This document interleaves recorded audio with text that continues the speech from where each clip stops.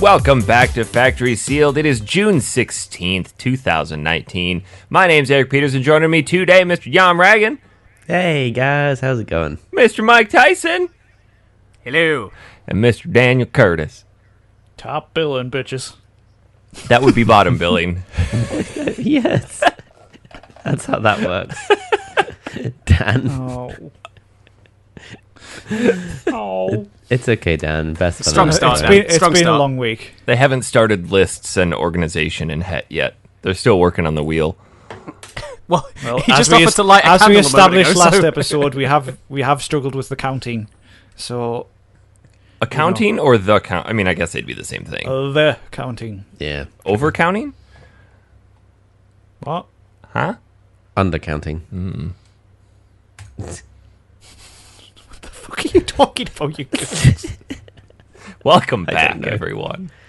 Hello, Yeah. it's been a while. Fucking ages. It It's has. been about a month. It has been, well, it's been more than that. When was our last show? Is it? It's Are been we- a while since I last saw Starburst. you. It's been a Starburst. while. And there's the rest of the subscribers gone. Yep. May 5th. It's been a month and a half. Shout out to Stained.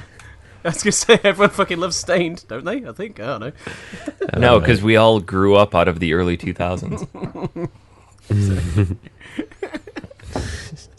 Cause inside you're ugly. You ugly like me. Eric, I didn't. I grew up in 1700s. I'm on the outside. I'm looking in.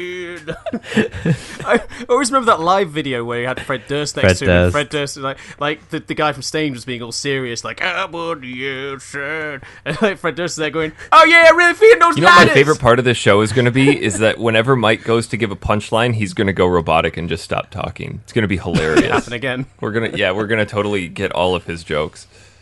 I'm telling you, man, I think this cable's knackered. I'm tempted to go Wi-Fi, but you'll tell me off. Even Hi, Bane. Even All if right, why is Bane here Mike now? went full robot in the middle of his punchline, Tom would still laugh. Tom's like, I'm It's just going to not- assume that's funny. I know what's coming. Yeah. Good, Speaking genuine of full, hilarity. full robot, I still have very fond memories of when we were over at Eric's and Mike decided to come downstairs portraying a robot with the use of a hand drill. Dan's taking a page from Mike's book and going forth. Oh my god. You two. Oh, So what was you saying? I came downstairs and what? When you portrayed a robot with the use of a hand drill. It was very fun. that was I brilliant. forgot about that. So that was one of my highlights. I think I actually pissed myself that day. Again. Not spending some time in America with all your friends, not proposing to your missus out in Sedona. Your highlight was drill robot. It was, yeah. That says a lot about you, Tom. Mine was. I'm not going to lie. Mine was blocking the toilet. To be honest. Yeah, that was the low light of mine, was cleaning up your toilet blockage. Sitting in a wet pile of piss towels with Matt Ernie. While Dan stands in the back He was corner of very the room. enthusiastic. What can I say? Dan was just stands in wait- the I was back just- corner of the room, just like immediately going, "Ooh, look at you cleaning up my shit." No, Dan was standing in the back corner waiting for the ground to swallow him. That's what was happening there. Trying to stop onlookers looking. Just As we're all documenting tried- this. tried to keep it on the DL. Went to Eric. Was like, "Yep, toilet's blocked." Then literally everybody in the frigging house came over. What's going on? Thinking the cats came to have a look. Yeah. See, there's the problem. You chose the wrong person to come to. You should have gone to Christy and be like, "Hey, the shitter's plugged." Oh yeah. chose the wrong toilet Hello, to go I've to. just met you. I've blocked your toilet. Sorry. Two other toilets upstairs, and you shit in the one that's next to the living room. That was your error. And then he tried to blame it on Amelia. She wasn't even. Christy blamed it. No. She wasn't even potty trained at the time. Neither was Dan. Hey, Eric, you know the only person in the house who doesn't use the toilet? Yeah, she totally clogged the shitter. Well, what confused me was you see, we've got I'm used to having a hole in the back garden. That's what confused me. I'm surprised you just didn't use the cat's litter tray. Indoor plumbing, what's that's wizardry? Oh my god. Where You should be burned as a heretic. Burn it at the stake. Oh my god, You guys. have none of this sanitation in het. Thank you very much. We just shit in a bucket and throw it out the window. Sorry, Cecil. Oh, not again. That's the third time today. Right in the eye. God damn it. Oh, I just got over my pink eye.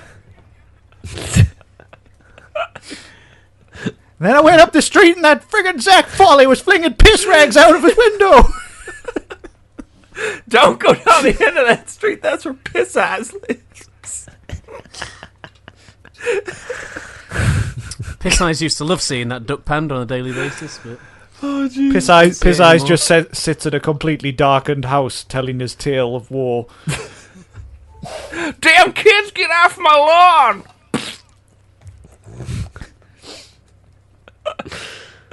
Oh my god. And straight into the shit and piss jokes. Excellent. It's a safe bet when you don't know where to go. Shit and piss jokes. Or dick and fart jokes. They're always a solid. That's what we do best. Yeah. Retro They're gaming not chat, not so they're much. not mutually exclusive. Those kind of jokes. Yeah. Yeah, we are a dick and fart joke podcast accentuated by video games. It's a weird niche genre. Thanks for joining us. we'll see you next time. Thank you, one fan. Oh, man. But yes, it has been a month and a half since our last outing. I don't think we Isn't that long? intended. Yeah, I don't think we intended for this to happen, but I don't know about you guys, but I needed it. I needed the break. Yeah, me too. I was sick of talking to you all, to be honest. It. You did? You missed it. I missed it. No, you Yeah. didn't. I did. I definitely needed it. It's been a stressful month and a half, and just to be able to have that time to not worry about this and playing a bunch of games was nice to just recharge.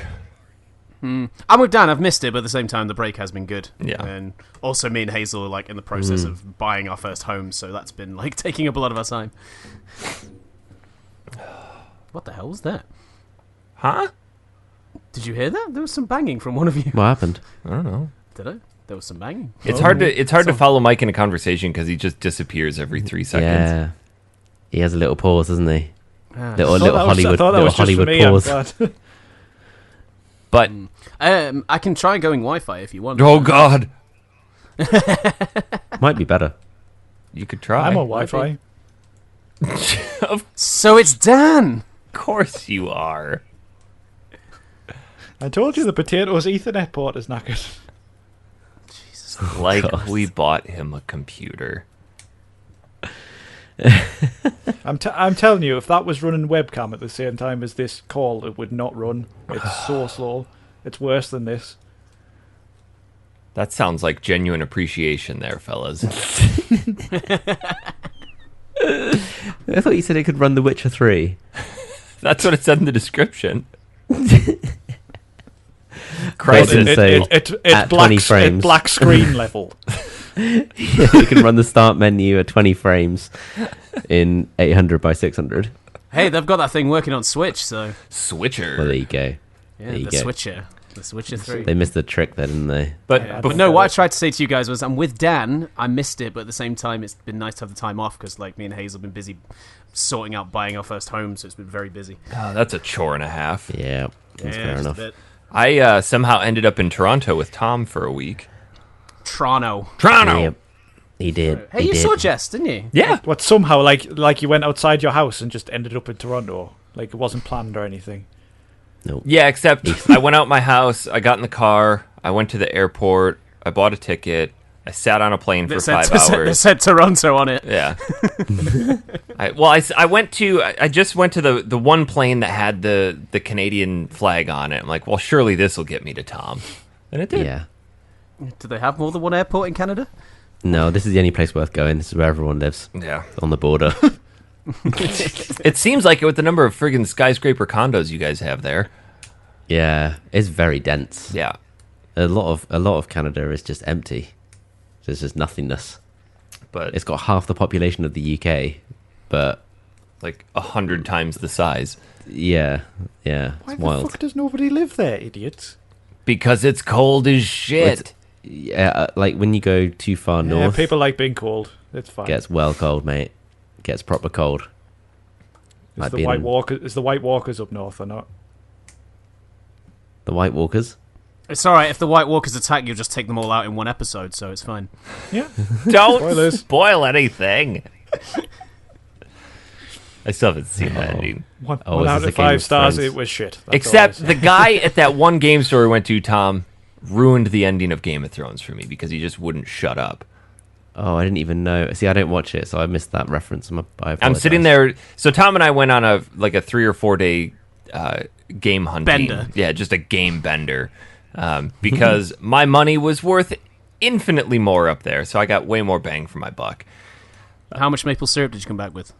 I was hoping we could come back without any, but Christy on the last day decided, we need a glass of maple syrup, so we went back in and bought some. So 1 jar, to which she opened and then promptly did not refrigerate, as it says on the bottle. Oh, So Poor So- form, Chrissy. Christy. Poor form. did you have any of it though, Eric? I didn't like it. What? I'm used to my maple syrup being thicker and full of lots more sugar. Oh dear. Oh, no, dear. no, the no American maple. way. Yeah, And no then maple no at all. honey. Just give me brown, dark corn syrup. Is it Oh. maple flavored syrup? Is that what it is? I don't even Yeah. know if it's got maple flavoring. It's just heavy, thick syrup. Do you have the Aunt Jemima's one, whatever it's Aunt called? Jemima. Yeah. But I use Log Cabin because it's got no high fructose corn syrup in it. I got to watch my figure. Oh right, okay, you got some standards then. You got some. Said standards. no American ever. You don't think this body makes itself, do you? Takes work. Did Christy like the maple syrup? Oh, yeah, she loves it. Oh well, that's good then. It wasn't She refuses to totally let the girls have any of it. Mommy, can I have some? No! wasted. Because it's such limited quantity. Yeah. So she gives them the really sugary, unhealthy fructose corn syrup crap. Excellent. Yeah. Raising them right. Perfect. Well, Yes. you got to build up their immunity to all of the beatus. Yeah, and that probably is the best way to do it. Yeah. Is to But no, Tom and I went on a 4-day game bender, and good lord, did we find some stuff. a lot of choice. Lots of shit Some of the stores, custom- though, too. Some of the customer service wasn't up to scratch. I left which was my a shame. first ever Google review of 1 star, and it was a legitimate 1-star review. Yeah. Yeah, it was... Did it just say it was shit? Actually, no, there was thought, there was reason, there was rationale. Do you go That into guy places looked now? at me funny. Do you go into places now going, I'm a Yelper? I'm an influencer. I'm three reviews away from the next level on TripAdvisor. I have an Instagram account, and I will put it on there for my people, and I will influence them. You people do not know who you are fucking with. No, Tom will back me up on this. This guy was a right douchebag. It was he was. it was our last day out, and as we were setting out, we kind of had our list of things that we wanted to look for, and one of them was obviously the Snatcher for Sega CD. Knowing full well we were never going to see it because it's insanely rare. Natural. I've never seen a physical copy of it. So we get to this. Will that be the Swatcher if it comes on Switch? It could be. And I still had Brigandine on my Or the list. Snitcher. So Snitcher.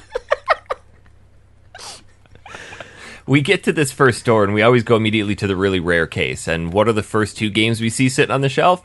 Snatcher and Brigandine. So I'm getting all excited, and I look over at the guy in the counter. I'm like, hey, can we see some games in your case? And he just goes, I'm with somebody. And just goes back to what he's doing. Like, just, no, hey, I'll help you in a minute. Just, I'm with someone. And just ignores us for like the next 15 minutes as we walk around.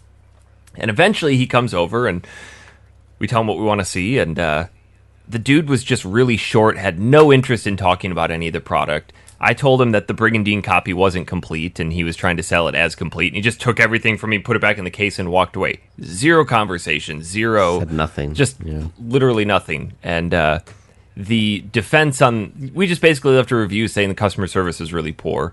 And the defense from the owner was, our employees are trained to spot genuine collectors versus people who just want to touch expensive games. Like, oh, okay, that's a poor rationale. I mean, clearly he needs more training.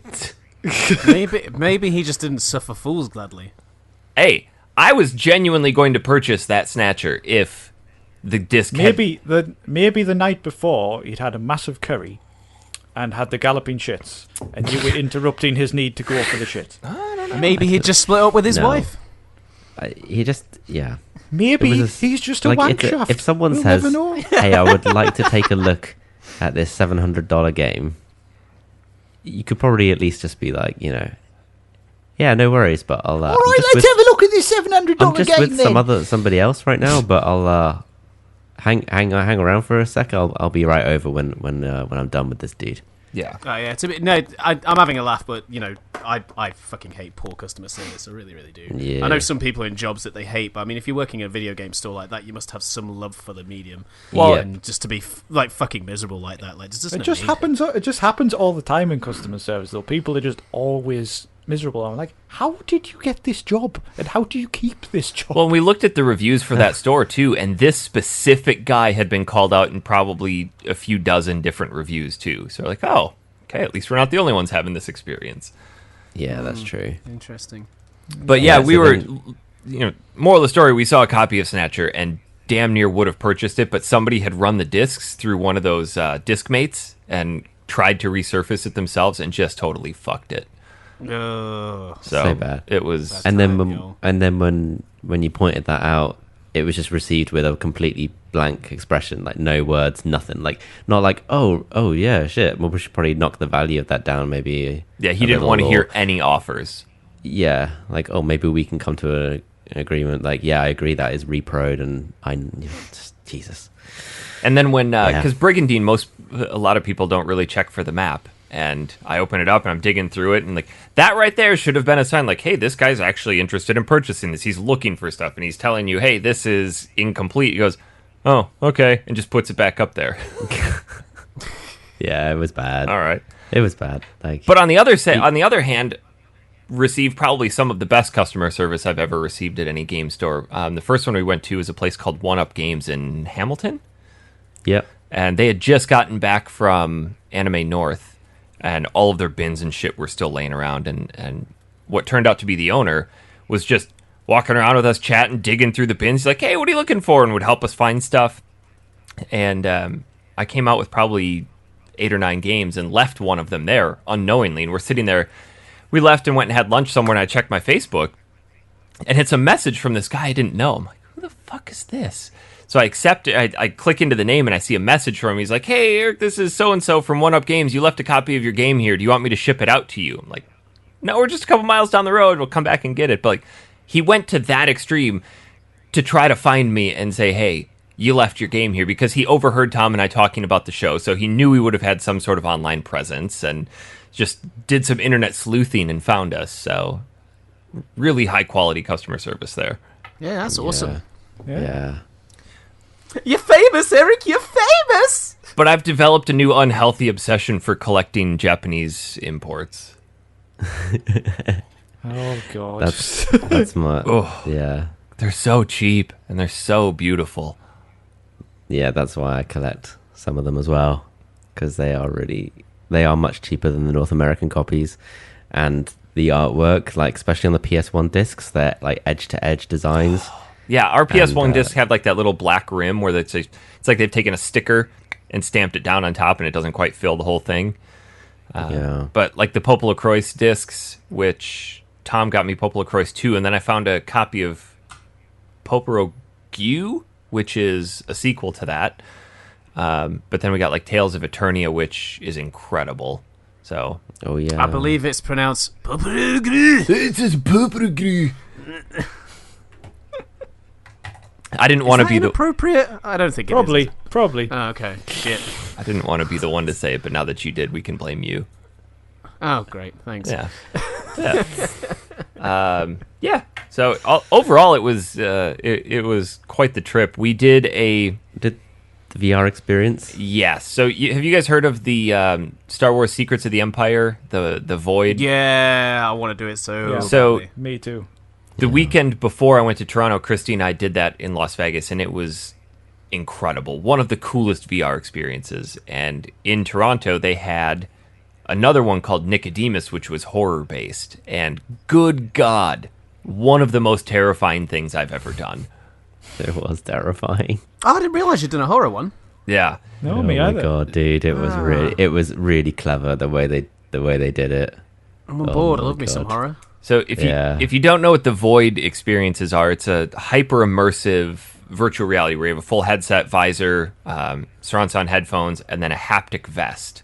And when you put that on, you can see the people that you're with. So during the Star Wars one, you can look over, and it has finger tracking. You're not wearing gloves; it just picks up your fingers, and you're manipulating things around the room, and you're physically walking. It's not just standing in one location. But this Nicodemus one kind of took place. It took the 1893 Chicago World's Fair tragedy and put a spin on it to do with some sort of demonic occult issues. And it took a lot of convincing to get Kat to go with, because good God, I'm glad she finally did. Otherwise, I would have been stranded on my own. They put you in this room where you stand across from each other, and it supposedly syncs everybody up. And I'm standing next to Kat, and Tom's across from me, and Christy's next to Tom. And then they start, they drop us into the world, and then Tom and Christy disappear from us. They just we're on this train, and they just start getting further and further and further away, and we're like, oh shit, we're going to be separated throughout this entire thing. And they get off, and then Kat and I roll up next to them, and as we're walking into the room that they were in, they fall through the floor. Now, not obviously through the floor, but they had gotten separated and pushed somewhere else. And then we lose communications with them, and all we hear is them screaming, and then they hear and us all we screaming. heard was them God. screaming. Yeah, it was like it was like two trains decoupling. Like we could see them, like I could see Eric and That's Kat so cool. moving really far away, and I'm just stuck there with Christy, and we've linked arms, and we're just tiptoeing around this terrifying world, and all we hear is Eric and Kat screaming and shouting. That's all we can hear. And so it's just like, what's happened to them? What's actually happened? Are they in like, I do not want to be where they are right now. And then suddenly we start doing the same, because from what we're seeing, and they're obviously thinking the same thing. It was very clever to split us up like that. I had no idea. I thought it would be as a 4. I'm glad they didn't split us up individually. Like, if it would have just been me, oh god. I don't get terrified too quickly, but this was horrifying in just the atmosphere that it was setting. Sounds it. So you guys were like, you were still like only several feet away, but in the VR headsets, you were basically like really far. No, we were physical rooms away from each other. Oh, okay. So Yeah. imagine like the top floor of my house. That's probably about how big this was. So each room that you walk into is technically just a square with gray walls, and it may have some manipulatives on the wall. But in the world, you see it as this carnival exhibit or something like that. And they could be in a different room, but as a door opens up, you're physically walking through a door. So if you were to put your hands out, you could feel the door frame and all of that. So you're walking through an actual environment.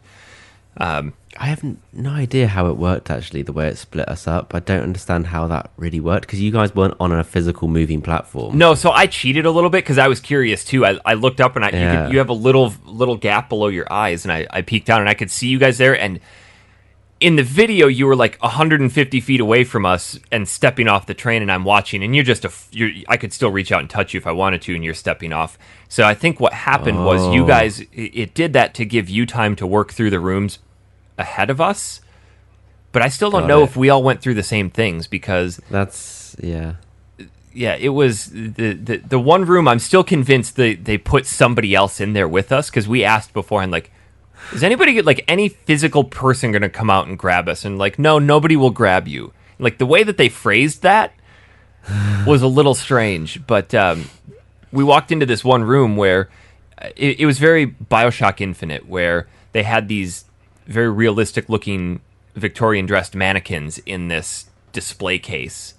and you walk in, you're like, Jesus, this is not right. Something's going to happen. And then the lights start to flicker, and then they go black and come back on, and the mannequins are suddenly all distorted and in weird contorted shapes. And the lights flicker, and then they change again. But I see off in the corner of my eye through the next door, which is a grated door, this figure appear wearing like this shroud, like one of the nurses from Silent Hill. And then the lights go completely out for like 3 seconds, and we feel something bump against us. And I knew it wasn't Kat because she was glued to my right side, and this bumped against my left side. And the lights come back on, and that figure is right there next to us. Oh shit! So the door across from us opens, and we just bolt through it.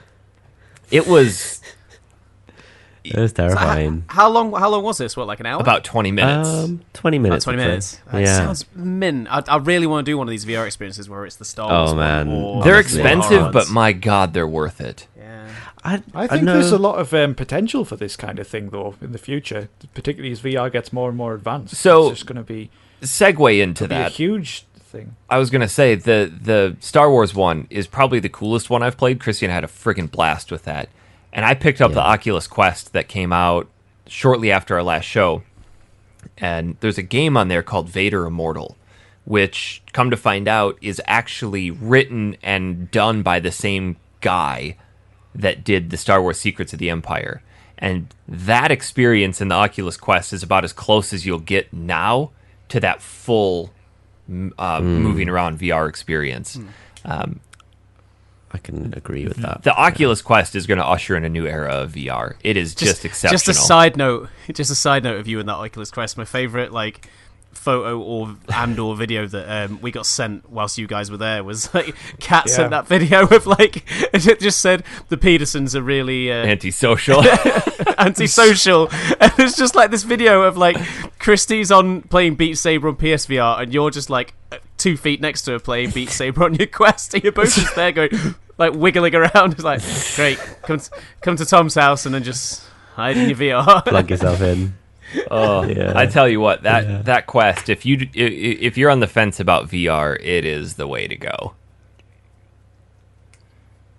You've just got custom songs on Beat Saber as well, haven't you? I did. So so jealous. They finally cracked it, so it's super easy to do. You don't need to soft mod your console or do anything. There's an app called SideQuest, and you just turn developer mode on your Quest, plug it in, and then there's an actual desktop application that takes you to bsaber.com that you can download and install songs, and it's just a simple click of a button and it fires them all over.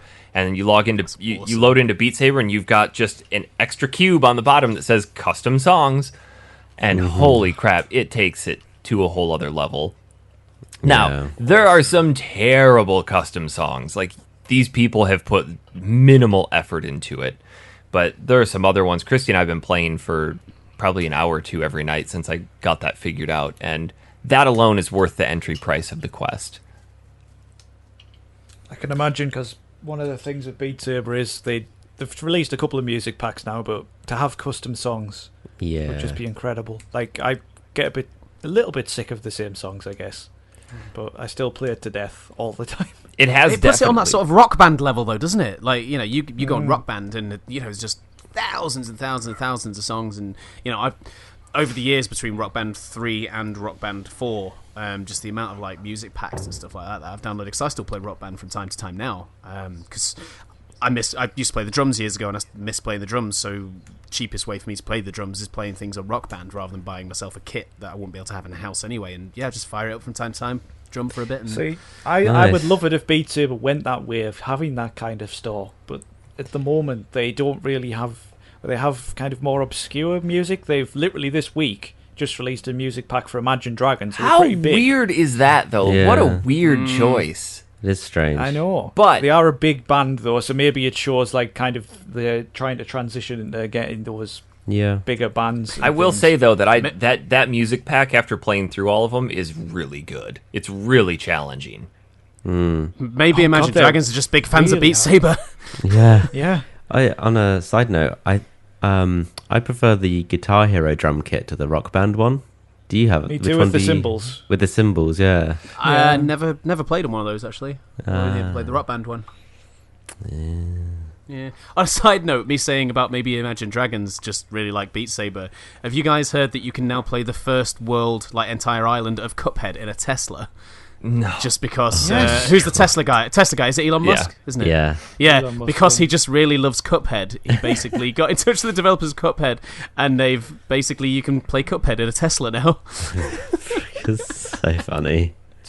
Only the first world, but, you know... That guy just does whatever he wants. Yeah, but that literally, like, if you read about the development of it, it's just, Elon really likes Cuphead, so we did it for him. Brilliant. Do you imagine having Be that nice type to have of that influence? much money. Yeah. That much influence. I played Cuphead multiplayer for the first time a couple of weeks ago, Dan, because I had a buddy over and he'd not played Cuphead, and I was like, let's try the multiplayer out. I've not done it. Doesn't make it any fucking easier, to be honest. No, I can imagine. That is probably one of the toughest games I've played in a long time. The only part of it that makes it easier is because you know when you can do the parry off the pink items, off the pink things. When one of you dies, your ghost that goes up has a pink heart in the middle, so you can bring each other back to life. Oh, okay. But you only have one hit when you're brought back to life. You don't get full life again. So that's the only thing that makes it easier. Whereas if you are able to save each other all the time, you can go on for longer than if you would if you just had your own hits. But it's manic. What are you two laughing at? None of your business! Oh, geez. I was making fun of Tom drinking a ginger ale. My We favorite. were playing games the other night, and I cracked open a beer, and he goes, cracks it open. I'm like, that's a ginger ale, isn't it? Yeah. Yep. Before we What get else has been going into on? before we get into some E3 stuff, I have a game I want to tell you guys about. Is it Mega Man? It is I think- Mega Man. Is it actually? No, it's well, actually, yes. Hold on. Now, thank Oh, you for fuck. reminding me, Dan. Oh, fuck off. One of the games I bought in Toronto was Mega Man Extreme for the Game Boy Color. That's the game I forgot at the store and then went back and got, which is a portable version of Mega Man X that I'd never played. And that game is fantastic. You were asking me the other night, Dan, if I've... Eric Peterson in liking Mega Man, shocker. True. You were asking me if I've been using that Game Boy that I so expensively Yes. modded. And the answer is yes. I was sitting on the couch last night playing Mega Man Extreme. That's just because I said. With the backlit screen, yeah. Yeah. Nice. It's really bad on the Did you have the original. lights off for maximum effect? Or? It's really bad on the original Game Boy, though, because they've just used two variants of gray for everything, so it's really difficult to see foreground and background. But, yeah, surprisingly well translated to handheld. But that's not what I wanted to talk about. When I was leaving Tom's house, I, on a whim, picked up a game called Moonlighter. You guys heard of it? Yeah. Yeah, it's Yes, actually you've it's, been chuttering on about it for the past couple of weeks. it's free on the Humble Bundle next month. Seriously, Oh, seriously, one of the best games I've played this year. And based on how the year's shaping up, it will absolutely be on my gaudy list. Really unique concept, kind of like a cross between Stardew Valley and Binding of Isaac. Except instead of running a farm, you run a shop in town, and there are 5 procedurally generated dungeons that you can go into. You have to unlock them accordingly, and each of the dungeons has 3 levels to it, with a boss at the end of each. But all of the items that you collect, you then take back to your shop, and then you have to sell them. But you have to pay attention, and this is where things, you either really like this part or you really hate this part. You have to pay attention to the supply and demand of that particular item, and then what people are willing to pay for it. They don't give you any basis on what it's worth, other than you can look at where it falls in this list of items for that particular dungeon, and at the top list they'll say this item, or at the very top they'll have like 40,000, and then at the bottom they'll have 500. So based on where it falls within that list, you can estimate what it's worth. So sometimes you'll put something really expensive out there and be like $200, and somebody will come in and be like, woo, $200, and then they'll say you'll get this notification that you sold it for really, really low. You want to shove more things up your nose, Dan? Yes. I saw it. Mike was doing it first. I saw it. If I jumped off a bridge, would you jump off? Yes. Depends on... Yeah, I definitely would. But yeah, it can get kind of nitty gritty with the shop management aspect of it. But then you can expand your town. You can have new people move in, like a blacksmith or someone who provides you special upgrades to your shop, or someone who can buy you can buy specific items from if you don't want to go hunt for that one. It just is. It's such a unique concept. I dumped probably 30 hours into that game in a matter of a week and a half. This on Switch? Yeah, that's what I picked it up on. It was like $14. Did you play it on the flight home? Yeah. Oh, yeah. I played Nice. it nonstop. Yeah, I'm interested. I like the art style as well. Dan, I honestly think it would be up your alley. It plays extremely... Sounds like it. It plays so much like Binding of Isaac, except it's not brutally unfair. It's really neat where you'll hit this brick wall and you'll have to upgrade your weapons. So you have 3 or 4 different styles of weapons that you can choose from, and then there's different branching paths off of that where you need to say, okay, I want this weapon, and then you have to start moving across and collect different items to upgrade it. You may not get that item till you get to the next dungeon. So it forces you to spend time in your shop selling things to get more money to purchase the next weapon and so on. It's just it's a neat game. If you can pick it up for under $20, it's definitely worth your time. I've not heard of it until you started talking about it. I've not heard of it. Apparently, it came out in May of last year on PS4. Interesting. I did see it, but I never really Completely flew under the radar. clicked into it. Yeah, absolutely highly recommend. I became super obsessed with trying to get the most money for every single item and just becoming this absolute dictator within my shop and just gouging people on price if the supply was really low and the demand was super high. I'm like, well, you're going to pay 3 times that amount.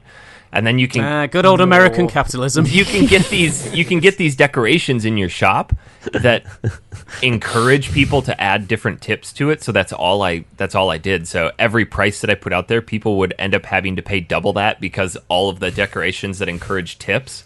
So if something was $100, they're like, oh, here's 200. Oh So- man, Yeah, it's definitely a ton of fun.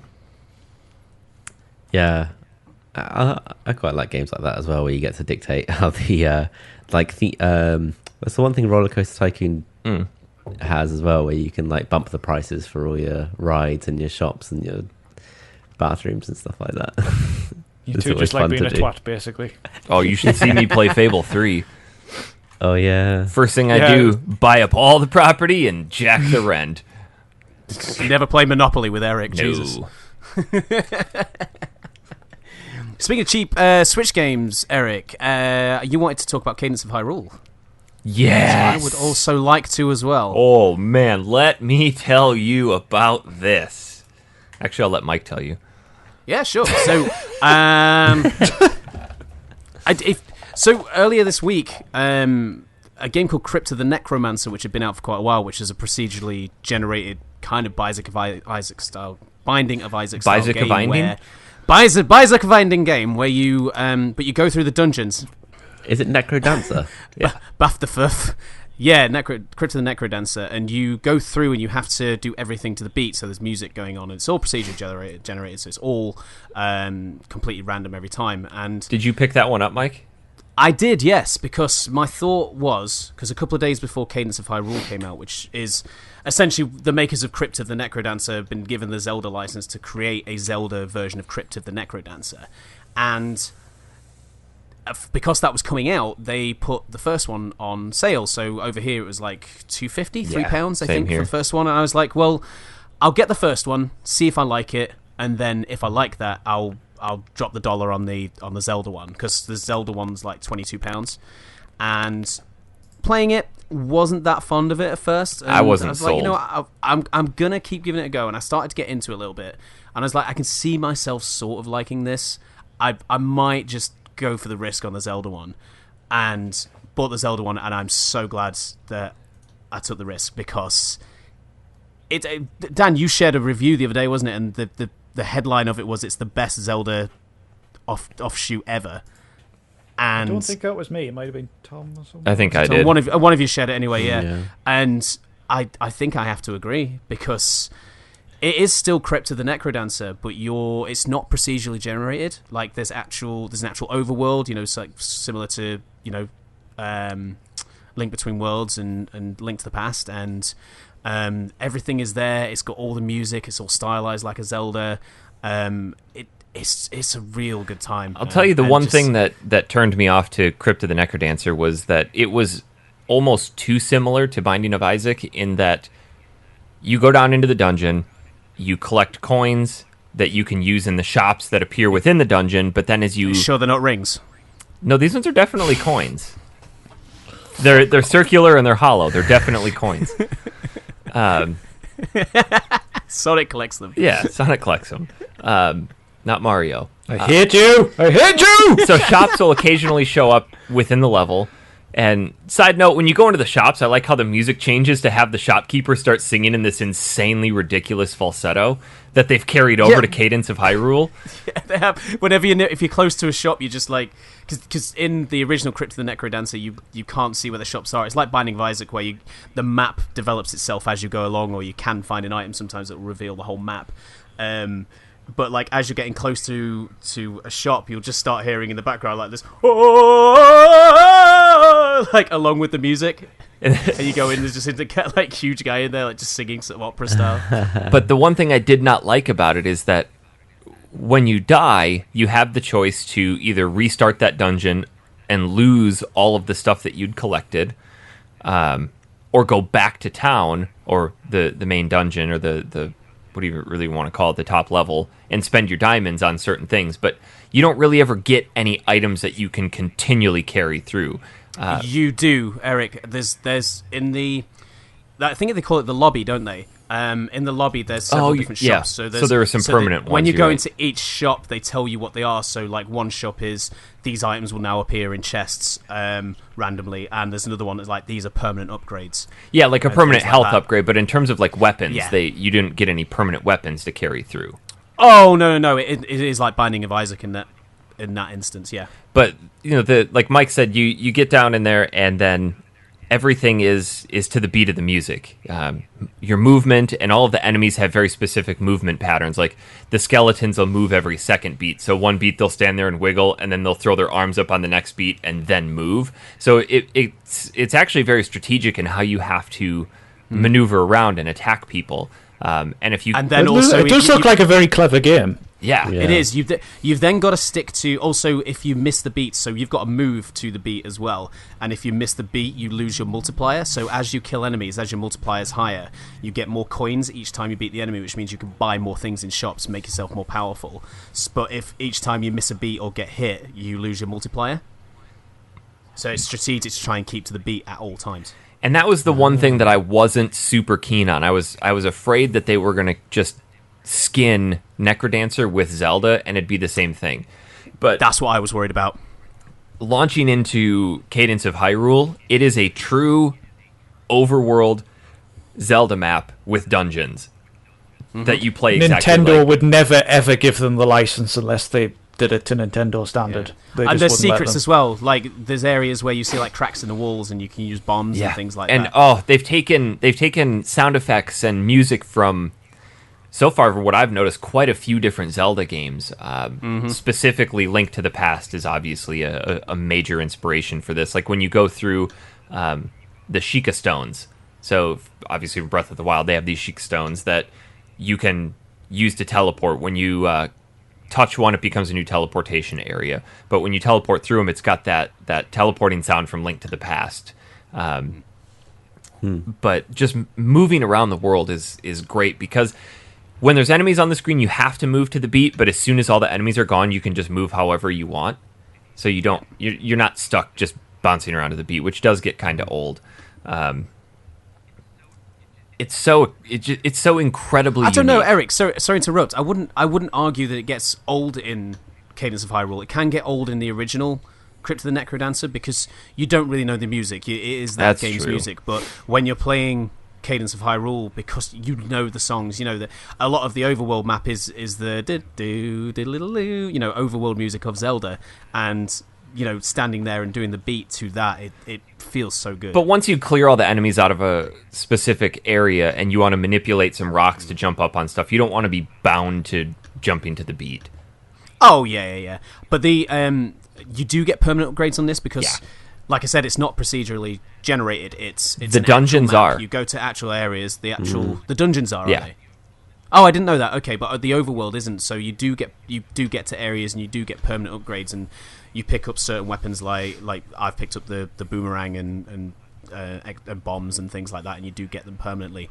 But then there's the other items you get, like you pick up different weapons, like you'll get a spear where you can attack the enemies from further away and stuff like that. You lose those when you die. But every time you clear all of the enemies, like Eric said, to get to the point where you don't have to play to the beat, you get diamonds. And again, it has like a multiplier, so you stick to the beat and not get hurt every time when you're on that part of the map screen, and you manage to kill all the enemies, you'll get more diamonds at the end. And you keep the diamonds are one of the few kind of disposable items that you keep when you die, because then when you die you go to like this portal and you can buy sort of upgrades for that next go round.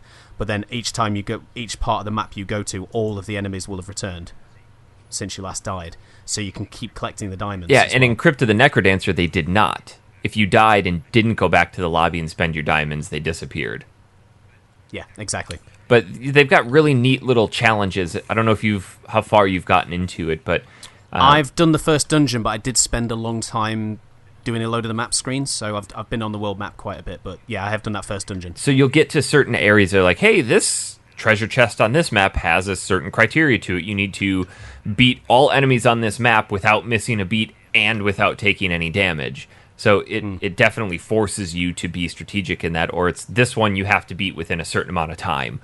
And it's neat because they didn't just copy and paste Zelda enemies. They basically took some Crypt of the Necrodancer enemies, dropped them in, and made them look like Zelda enemies, like they belong in Hyrule. But then they've taken actual Zelda enemies, like the Skulltulas. That's the only one that I've actually seen. That's from Zelda. They're not skeleton. You said about the skeletons in the original. If you have a look on the Zelda one, they're actually moblins. Oh, they are. Yeah, they are moblins. Oh. Yeah. It's so neat. It's so freaking neat. It's a very, very clever idea and done so well. And if you have that kind of nostalgia for all the Zelda things as well, it is a good time. Like, this is kind of a little bit spoilery, but like the 4 bosses that you have to go and kill to get to the next part of the game, so the first 4 dungeons, they're all music instrument based as well, so a little bit like Link's Awakening, the instruments. Yeah, so like the first boss, like he's based around an oboe, for example. Oh, see, I went to the one that was based on a glockenspiel. Oh, really? Oh, okay, we must have done different dungeons. Because, that's another thing. Like Zelda, you can do the dungeons in whatever order you want and stuff. But yeah, it's worth the point of entry, if I'm honest. And that's the thing I was really concerned about, because you saw that you told me it came out, so I hopped on my Switch and watched a video of it, and Christy overheard it in the background. She's like, "You're buying that, right?" Like, I don't know. $25 is kind of above my impulse purchase. So she went out yesterday and got me a eShop card for Father's Day. She's like, "I want you to buy that game." So I bought it. I put 5 hours into it yesterday. Yeah, it's challenging as well, isn't it? Like it's not easy. It definitely, kind of like Moonlighter did. It feeds on that. Just one more round, just one more level. You die, and what's neat is when you die, you can respawn at any of the Sheik stones that you have found, so you can quickly get back to wherever you were. Eric, I have a question.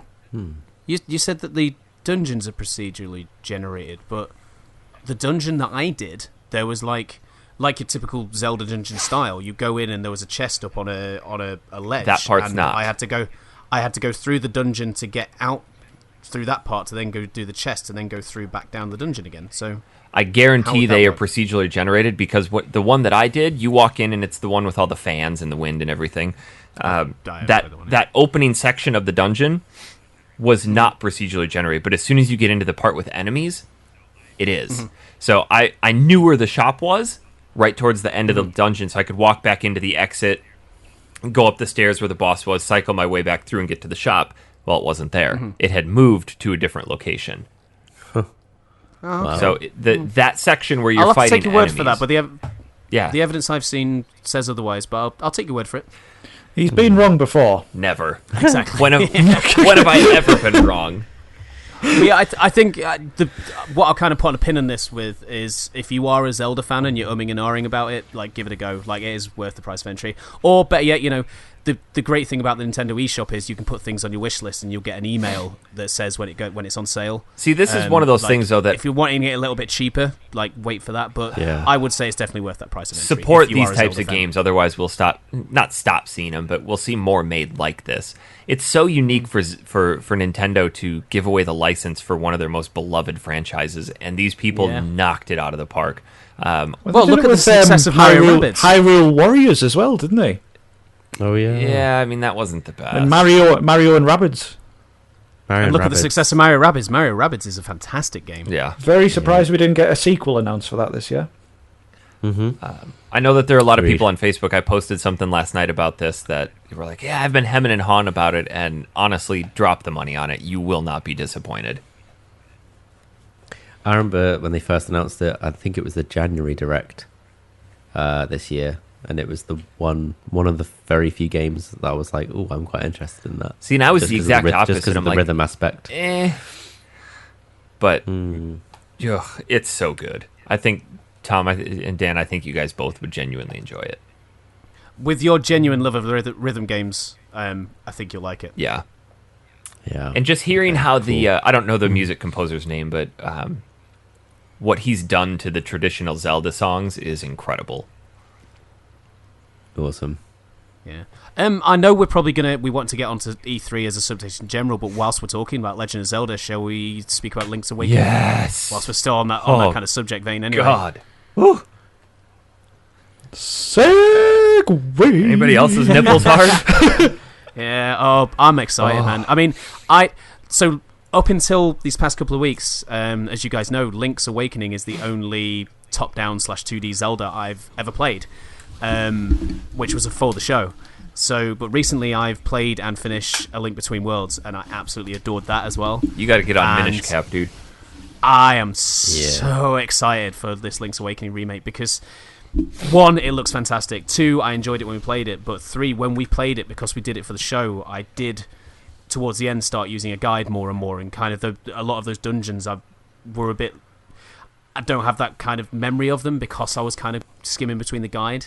So I'm looking forward to playing it in my own time, at my own leisure, and actually experiencing those dungeons properly. And it's not like I've memorized them from last time either, so it's not going to be a case of me remembering how to do them. But man, that art style looks great. See, I was initially turned off. I was turned off by it, but after watching a 10-minute uncut, no documentary, no conversation video of it, I'm 100% sold. I don't know, man. I still prefer a 3D Zelda to a 2D. See, and I'm completely the opposite. Yeah, I'm the opposite as well. I'm not a fan of 3D And I think it's just Zeldas because in I general. grew up on the top-downs. Because they also announced Breath of the Wild 2. That's Well, a sequel to Breath of the Wild. Who the hell knows what it'll be called? Just make the same game, put more dungeons in it, get rid of the weapons that break. Sorted. You know what I'm curious about with Link's Awakening is if it's going to just be a complete cut and paste, or if they're going to make any subtle changes to it.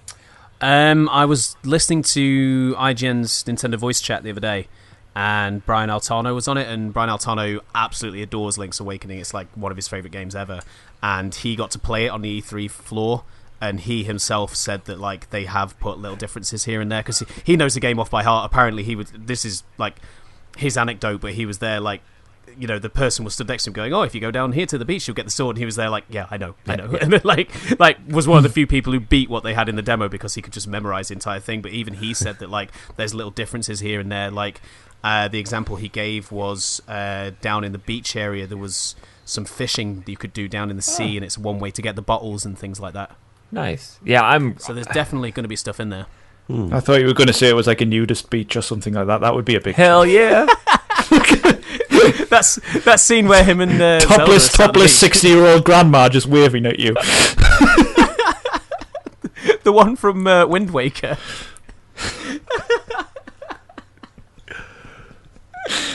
Oh dear. Nice. I pre-ordered myself that amiibo though. I absolutely adore that Link amiibo. I thought I was done with amiibos, but if you have not You'll seen never be done Link, with amiibos, Eric. the Link's Awakening amiibo. It's so my God, damn it's cute. the cutest thing. it looks like it's super tiny too. Yeah. I might put it next to my giant Detective Pikachu one. The whole art style looks like it's been done in glossy Play-Doh. It's just really unique. It reminds me a little bit of was it a Kirby game that was done where it looked like clay? Is it Kirby? No, there's Kirby's Epic Yarn, and I'm sure there was a Kirby game where it made everything look like it was made sort of out of clay. Or am I thinking of a Yoshi game? No. Yoshi did Kirby's Epic Yarn, where it was made of yarn. Yeah, there's something I'm thinking about. I'm getting all mixed up. I don't know. But yeah, it does. Yeah, it does kind of look like kind of Play-Doh or like clay. Kirby and the Rainbow Curse. Yeah, that looks like it's kind of. Yeah. Yoshi's done Cardboard. paper and woolly. Yeah, it's Crafted World now. Yeah, I think I'm thinking of Rainbow Curse. Tell you what I'm excited about for is the collector's edition that's not coming to the States yet. What a strange decision. Yeah. Usually Europe gets the shaft on those. Yeah. We got it over here. Well, I say we've got it. What a fuck about it was to get that pre-ordered for you. I'd kind of just given up on it, to be honest. So the limited edition for over here, which has like a Game Boy style steelbook, and then it's not an art book, is it? It's some other kind of book that comes with it. Because you guys are getting the art book with the Dreamcatcher edition, aren't you? Dreamer edition. It's a porno with that woman in from the beach. That's what you get with it. Her name's Marin. Let's give her a name. But then since it was announced, Eric was like, "Mike, you need to get me this." I was like, "Right." Okay, I don't I'll care check how this. much it costs. I need I'm this. Checking 2 or 3 times a day on every site possible, like to find out where to pre-order this thing from. I just couldn't find it. And then on Friday, I randomly saw that Shop 2 had some pre-orders online, but that had all gone. And then on Saturday, I was helping because Hazel's mum's moving at the moment, and I went across to go help with that. And then we went to go see her mum because her mum's in a care home at the moment. And I was sat there, and like the actual official Legends of Zelda Facebook page had shared this limited edition thing. I was like, oh, okay. And I looked in the comments, and like people were all saying, oh yeah, it went on pre-order this morning. I was like, fuck, they're all gonna be gone. And then like I tried every website I knew that had them, and they were all said they were out. And I was looking on the comments, and someone put, "Oh, I can't believe Game have sold out of these already." And then like I was just scrolling through, and someone put, "Wait, they're back up on Game," and it was 8 minutes ago on the comment. I was like, "Fuck, I need to get refreshing." So I just kept refreshing on the pre-order on Game, and it kept saying sold out, sold out. And then I got one, and then went to go put all the details in, and as I put all my details in, the website crashed and it went out of my basket. I was like, Jesus Christ! So then fucking Game, man, fucking Game. We had to leave. So, like, we got in the car, and I said to Hazel, right, can you sit here refreshing this for me, please? And then I was literally about to drive out the car park, and she goes, I've got one. I was like, right, give it here, put all my details in. Done. Go. Look at nice. Mike pretending he was going to drive somewhere. We all know you were going to just sit in the car. I am... But no, I've got one. I've got the confirmation email and everything, Eric, so... I am so excited for that. That'll probably be one that sits on my shelf sealed. To be honest. Surprise. Well, so that's it's interesting. I was sharpening my sword. It's interesting. You know, it's difficult to tell if a collector's edition is going to be super rare. For example, in a couple minutes, I'm sure we'll talk about the one for Final Fantasy VII, but this one... You all right? The fuck was that? Is that what you sound like when you orgasm? Yes. That's terrifying. Oh God, it's happening again, Crystal. Almost. There we are. Sorry, go on. I don't think I could even make that noise again if I tried. It was like a inward heart attack. Yeah. No, so I pre-ordered the Dreamer edition here just to have that, but this one is infinitely better because it comes with. It looks like it comes in this amazing box, and then it comes with a Game Boy Steelbook and then a 120-page art book. All we get is a shitty, like, 12-page art book. The only thing I'm a bit concerned about, Eric, with it is how cheap it was. Because over here, the main game is 50 quid, and then this limited edition box was only... Well, you paid 70. Yeah. So it was only £20 more. Like... Really? That's my that's my only concern about it. If you look at it, is it going to be that good? The art book's not that big. It doesn't look like it's much taller than one Switch case and twice as wide. How many Olympic-sized swimming pools is that? I would say 1/1000,000th. Okay. Roughly, give or take 1 million.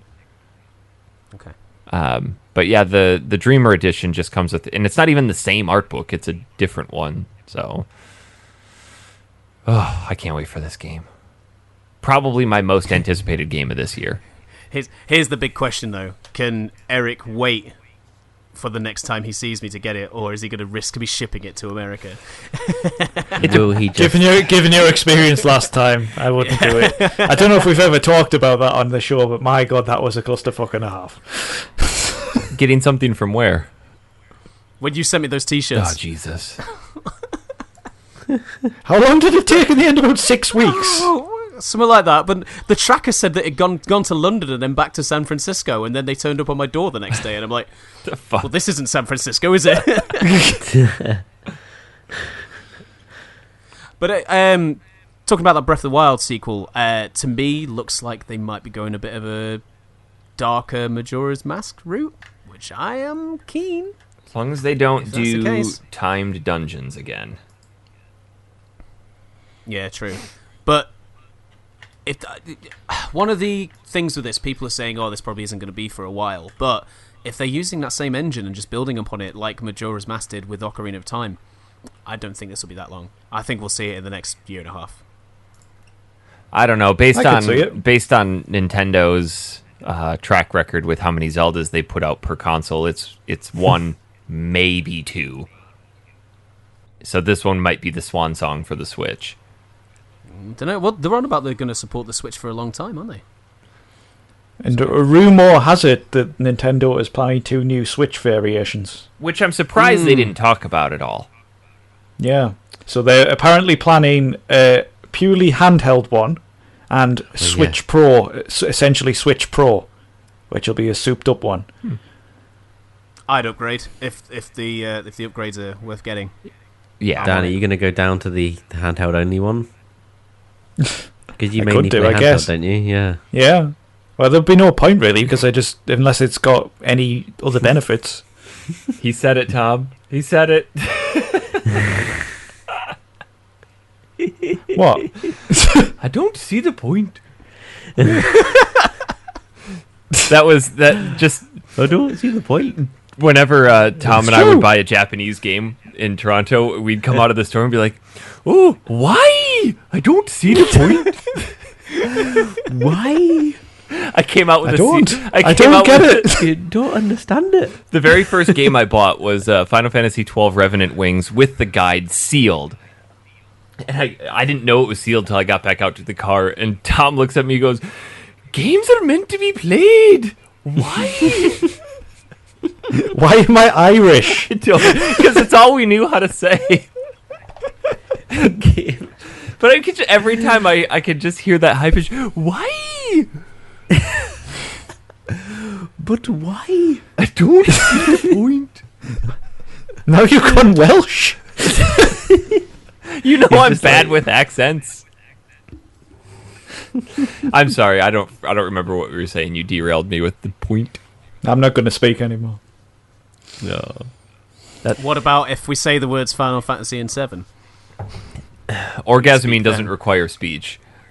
There's no blood in his brain. Oh, we can have a full conversation about it then without Dan saying a God, single that game word. fucking sucks. Oh no, it looks fucking awful. Oh, doesn't it? Jesus Like, Christ. They should just cancel the worst it thing at this they've point. possibly done. They spent too long on that Jesus Scorpion Christ. boss. It's a good thing that they announced the Final Fantasy VIII remaster, because other than that, they had shit to show. Look at his face. What was that other I track? hate you all. I hate you.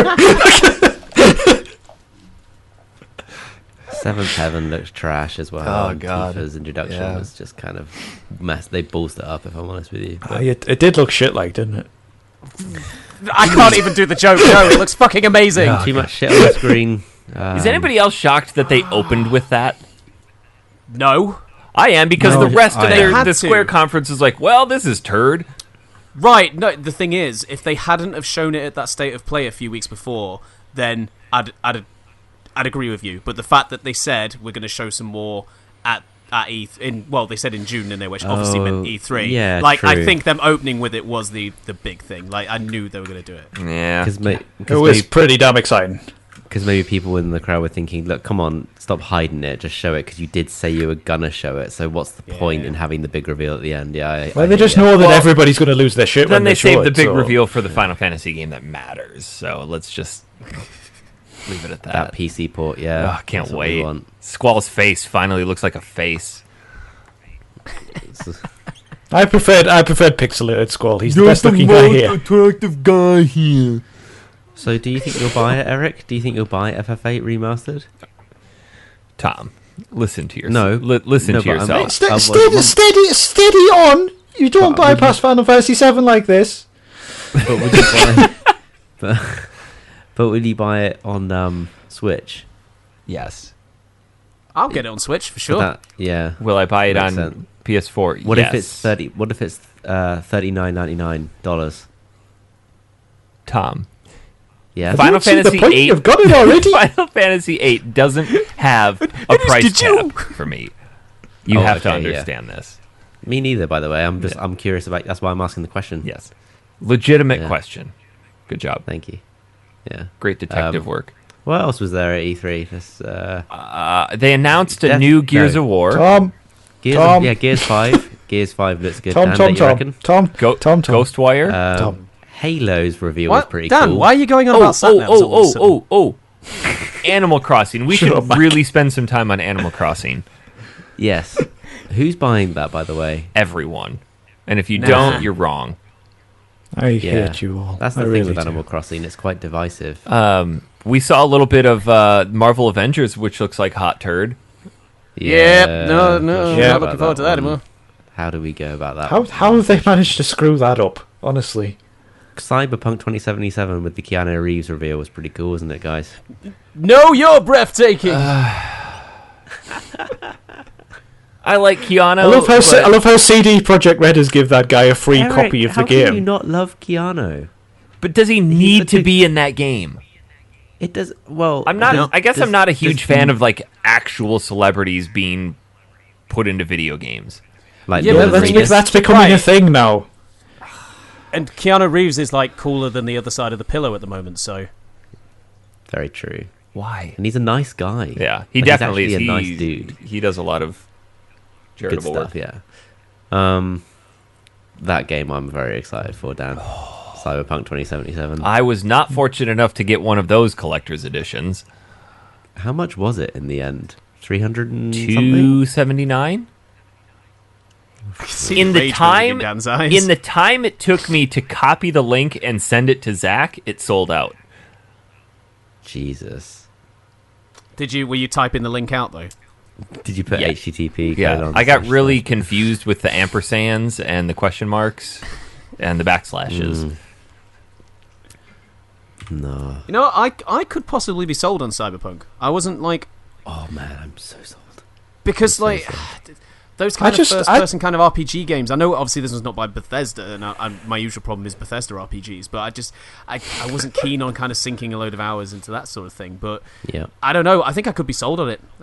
I'm not Personally, hyped, but I could be sold. I would prefer if it was third person, but I don't know, man. I'm sold. Just aesthetic alone, I'm sold. I'll get it, but I love me some sci-fi. So Keanu, Yeah. question Yeah. for you though: do you think he'll be a standard character throughout, or do you think he'll be just a He passive? He has the second most dialogue of any character in the game. So from the reports from journalists and stuff that have seen a behind closed doors thing and possibly played a little bit, I can't remember, but No, obviously it was hands off. Yeah, post E3 roundup that I've been reading and watching and listening to on podcasts and stuff like that. from influencers and stuff.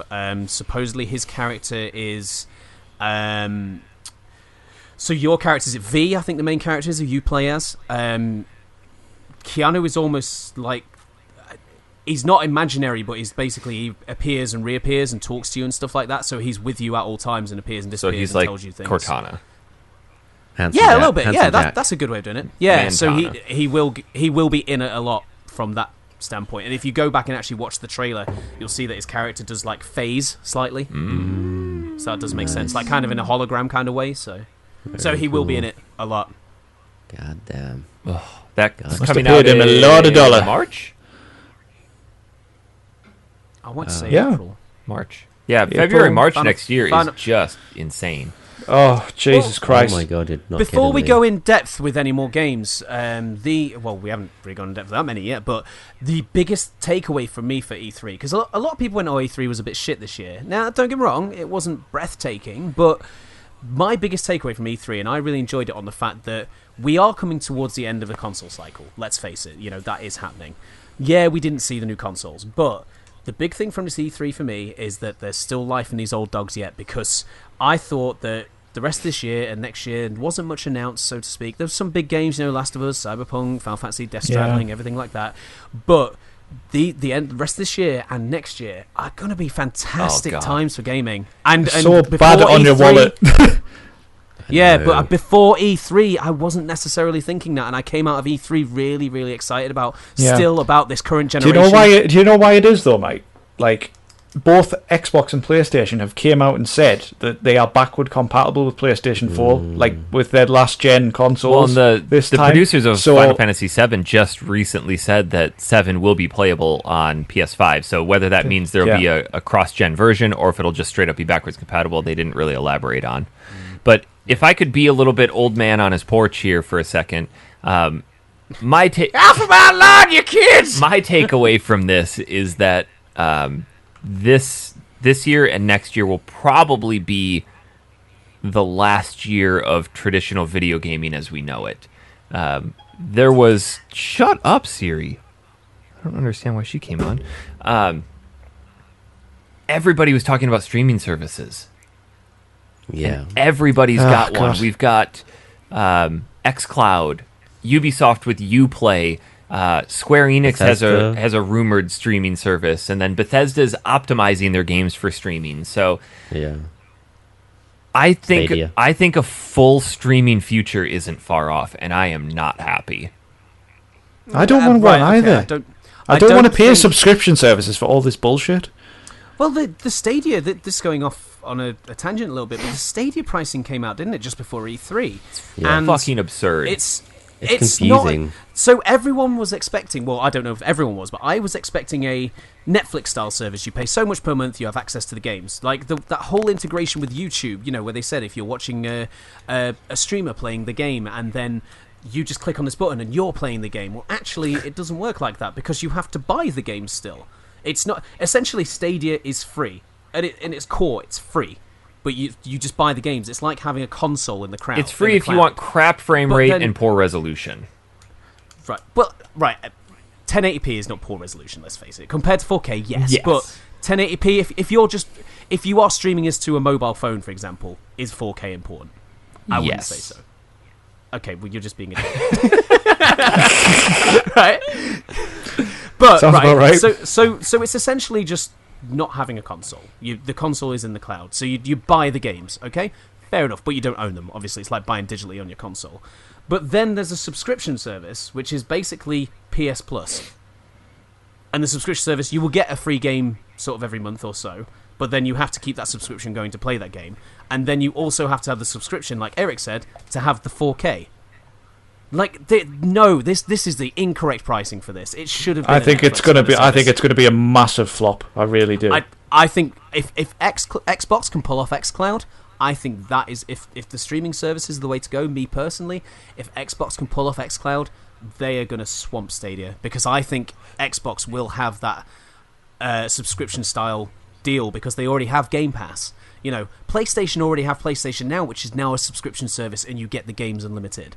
They're already kind of putting this future forward. Stadia, for someone who's just coming into the quote-unquote console market in this way, I think it's a poor move for them, a real poor move for them. Well, I think it's kind of this rush to see who can be the first Netflix of gaming.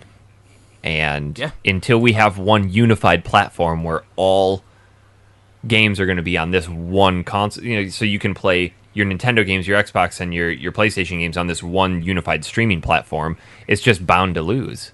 But then it ties into the whole digital future bullshit where like you won't own a game, and I'm not about that. I don't know. And they could just at any point go, all right, we'll just pull this.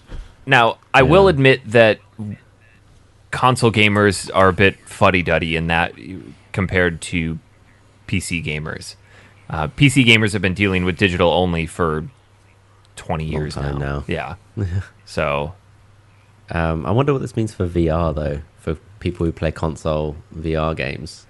Because you can't stream VR yet. Well, that's the thing. It's a whole other thing, and how you play games matters. Because like the Stadia controller, for example. I mean, I don't know what that's like, but we're all very attuned to what we currently use with our so Stadia, again, this is me going from write-ups from people who have been on the show floor of E3.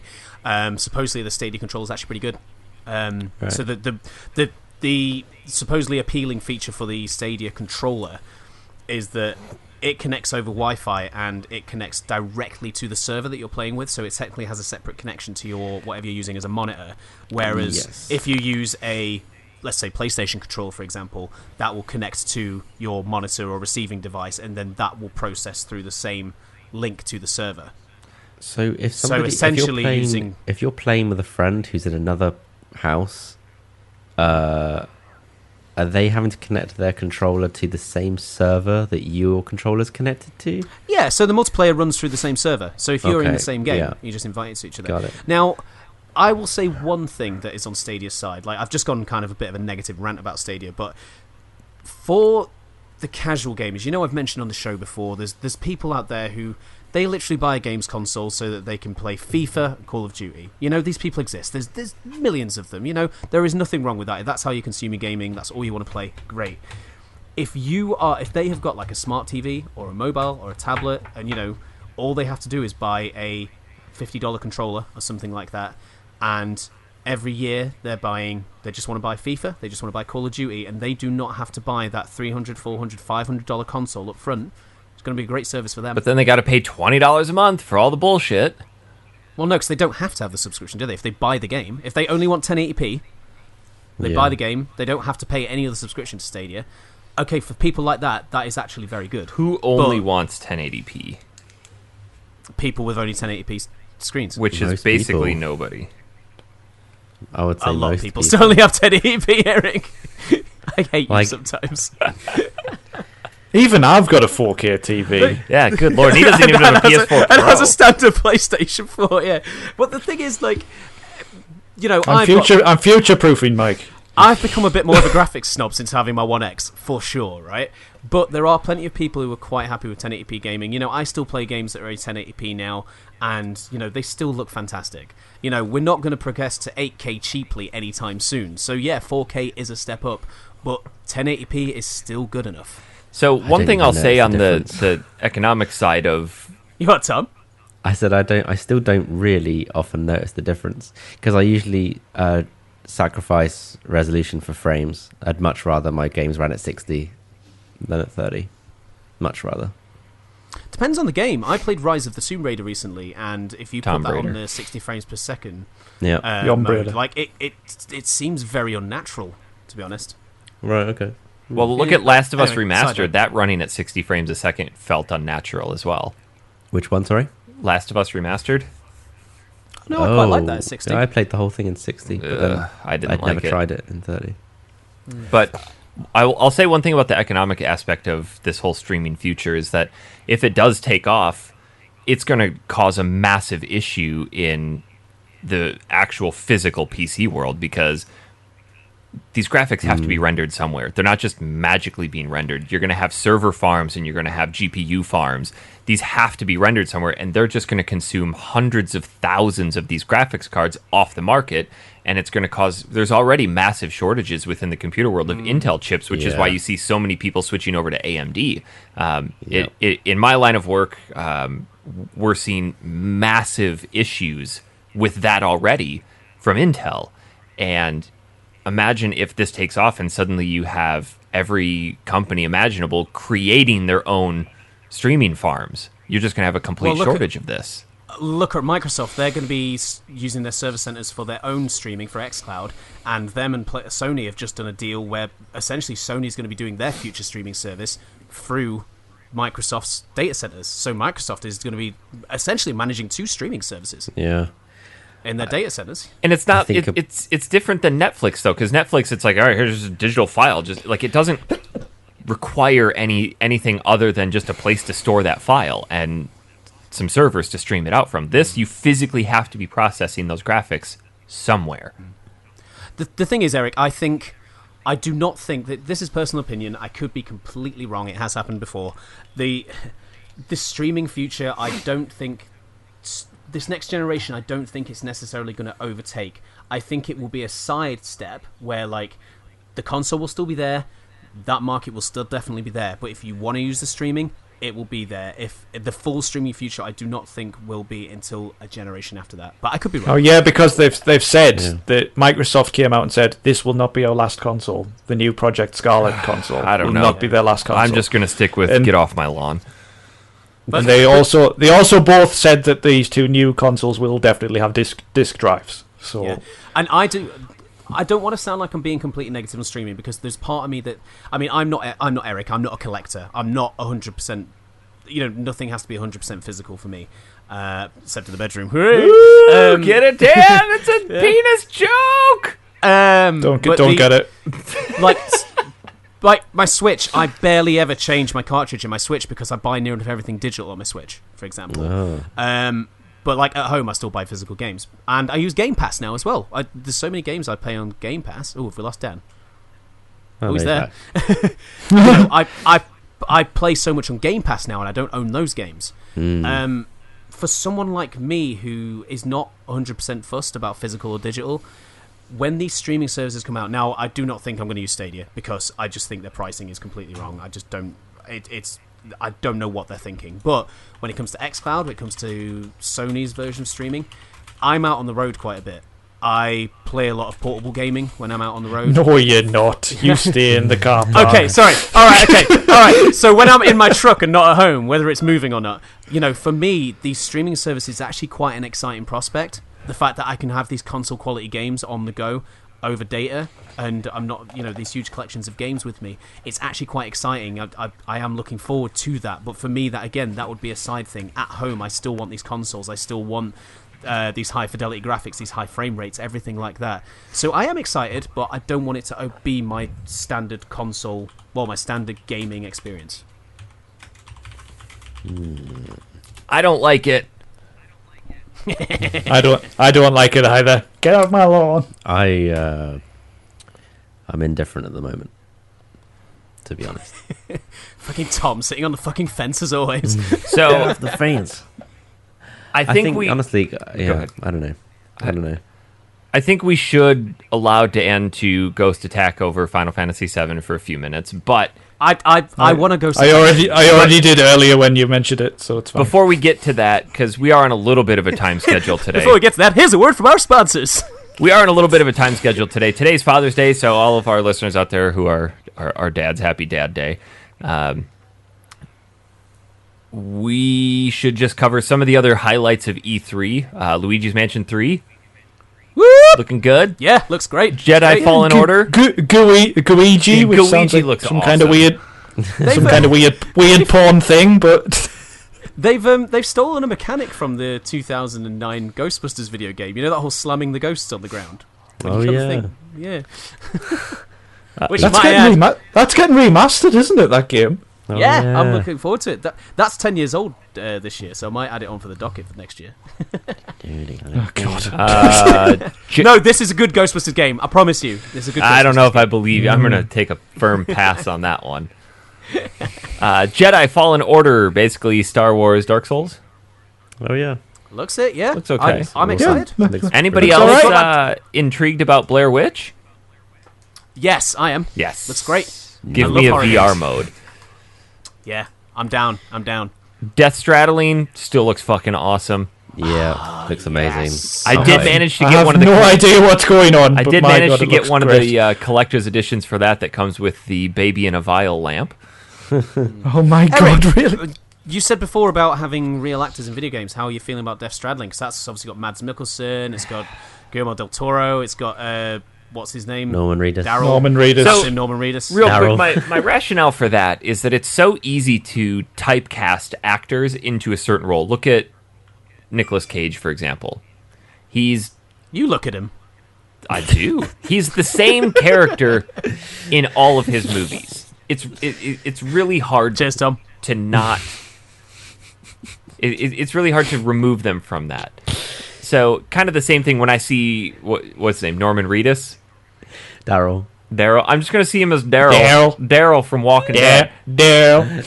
and I don't know. It feels lazy. Yeah. I look at what was the Yeah, they didn't have to invent a face or anything. What was the How dare Quantic they? Dream But one? the thing is, they do so much mocap though. Like it is actually having like a real actor, so they have to have someone that can act. So they have to go to Hollywood, I suppose, right?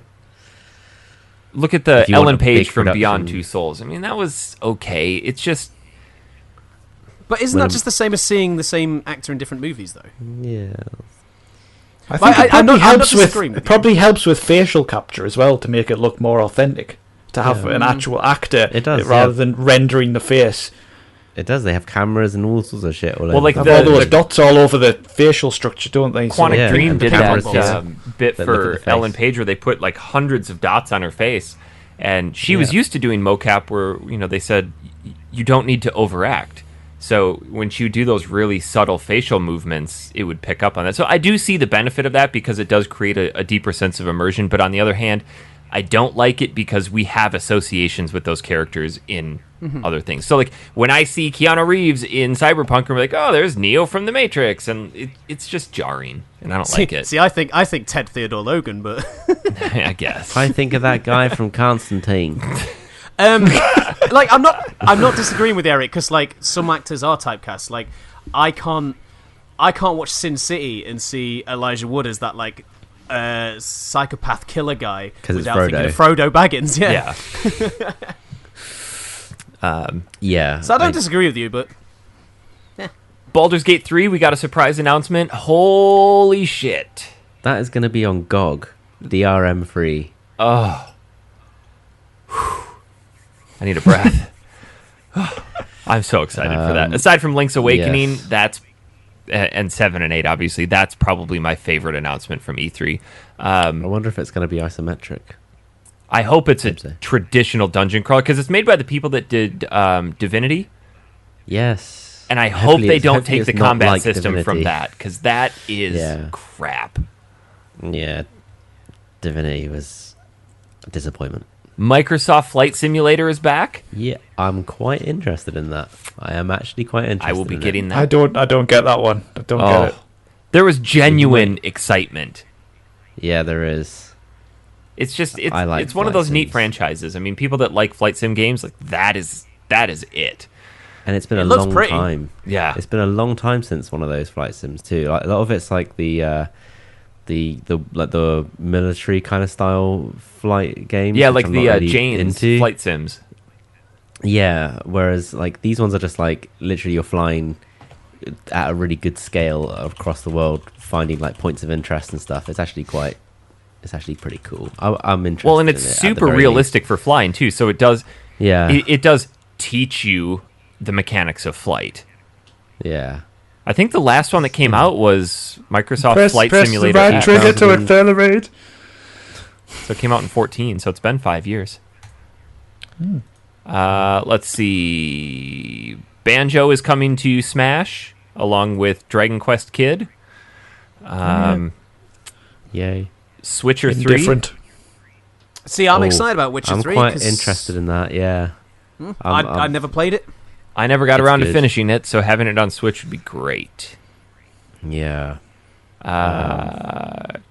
Ghostwire? Oh, yeah. Which one was that? Mike's Is that interested in that, the Tokyo one. Yeah. But right, can I just go on a tangent for a second? One of my bugbears from this E3, though, and it's something that's been creeping in more and more and more every single year with video games. CG trailers with no gameplay. Yeah. That's how... Like- that's Yeah, how... actually, they used to do that years ago. Yeah, they stopped and then went back to it. But it's Because creeping in again. But rumour has it, apparently, because of the backlash that happens with downgrades, now they're not showing gameplay. See, like there was some of the new game announcements, like new IPs and stuff like that. You got a sense of what the game was like, the idea of the game, but you didn't see any gameplay or anything like that. And it's like you only have a trailer to go on, and I'm not a fan of it. Now, don't get me wrong, Ghostwire got me a little bit pumped, but at the same time, I was like, would have been nice to actually know what the fucking game's going to be. I mean, look at Death Straddling. For the longest time, we didn't see any gameplay. We just saw knew Norman it's Reedus' Kojima. butt cheeks on a beach. Yeah. I mean, I'd Exactly. play a game I mean, that about was enough. Norman's butt on a beach. And a baby inside his throat, which gives you a thumbs up. Yeah. What the hell? Yeah. That game is Um, about repairing a fragmented society, I think. It's going to be very interesting and very Kojima. You can make a big I ladder. And Yes. time travel. Like, there's going to be time travel by looks of it. I 'cause think there was are a two scene to different the- worlds. I did a whole, I watched that trailer a few times. Oh, Watch Dogs 3. Yes. Or Watch Dogs Oh my 3. god, shit, yeah. sleeper Nah, hit I am of E3 for me. Like, super pumped for that. that was not even on my radar. Like, I've played Watch Dogs 1 and 2, I didn't love them, but that game looks so fun.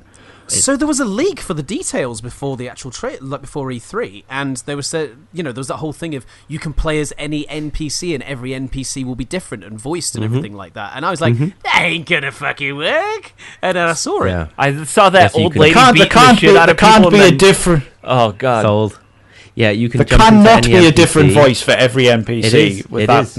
You jump into any NPC, you play their origin mission, and then they've joined, after that you then join the resistance. You're trying to build up a resistance because London has become a surveillance state. Well, arguably already is, but yeah. Yeah, but And think of then, the mechanics of having every single NPC having their own voice for the entire game. There's got to be duplicates of the voice. There has to way. be. No, dude. Honestly, I watched the whole thing with the after. How chat have they with even done that? Magic. Magic. No, but I am like I am said, 100% just going to recruit a team of old women because it'll be hilarious. watching that old lady vault over that handrail, like I'm buying this on that principle alone. Yeah. Putting that I've in not touched earned any you a of the Watch sale. Dogs. You should try Watch Dogs 2, but don't bother with the first one. Yeah. One it's is was good. janky. Two's First one's alright. fine. 2's on PS Plus. I think it was free on PS Plus. I can't remember exactly, but I'm pretty sure it was free, literally 6 months ago or so. I don't know, dude. Your track record with claiming things being PS Plus recently has been pretty terrible. What did I claim? Well, it's Final like an Assassin's Final Fantasy Creed VII and, like- Remake, PS Plus. Oh, the Assassin's Creed yeah. one. There was something else recently, and I can't remember what it was. I think you're fucking That lying. was. What else was announced, Mr. Trials Peterson? of Mana. Oh yeah. It's a upcoming remake of the sequel of Secret of Mana, but the day they announced that, they also released Collection of Mana on the Switch, which had Seiken Densetsu 3, which was largely unavailable outside the U.S., short of using a fan-translated emulator. But Trials of Mana is supposedly going to be a lot better than the remake they did of Secret of Mana, because that one looked kind of mobile-ish. This one actually looks like a genuine, true, brand new RPG. So, if you're interested in the Mana series, Panzer Dragoon is getting a remake. I'll be excited to try that. Yeah, I don't know. That series has not aged well. I mean, it's essentially Star Fox on a dragon, isn't it? Yeah. I mean, When you describe it like that, that's it. I'm game. So we have the Sega Genesis Mini coming out, the TurboGrafx 16 Mini, which I'm excited for the TurboGrafx. I'm intrigued by the Mega Drive. I was reading about the game Genesis one, and there's some really neat features on it where if you go into the settings and change the language to Japanese, all of the games will switch to the Japanese cover art. It'll switch to, if you switch to European, it'll say Mega Drive, and it'll switch to the European box art, and you can play those games in that language. The fuck are you showing us? Is that your condom box? I was just making it mouth at the same time as you were talking. I see. But let's see, what else did we have of note? Final Fantasy VIII. Final Fantasy VIII. Yeah, that looks great. When they played that first couple of notes, I lost my goddamn mind. You knew you had to have it. Yeah, I went full on erection. Ghost attack mode. Yes. I would have had the same reaction as Eric, but unfortunately you guys watched the Squaresoft conference while we were asleep, and then I woke up and saw Eric's huge Final Fantasy VIII message, so... I mean, talk about something that nobody was expecting. Now, granted, it's not on the it's not on the level of that's really distracting.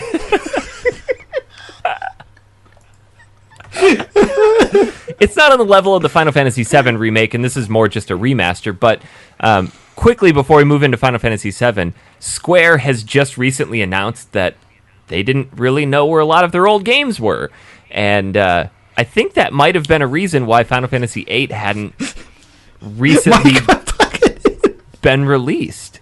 And maybe somebody was cleaning out an old office, and they're like, "What the fuck's in this by? Oh God, it's Final Fantasy VIII." Oh. I think they're all in your bedroom sealed, if I'm honest. Were you just talking about the source code there, Eric? Yeah. Because I thought so. Yeah. Because someone said they'd found it or something.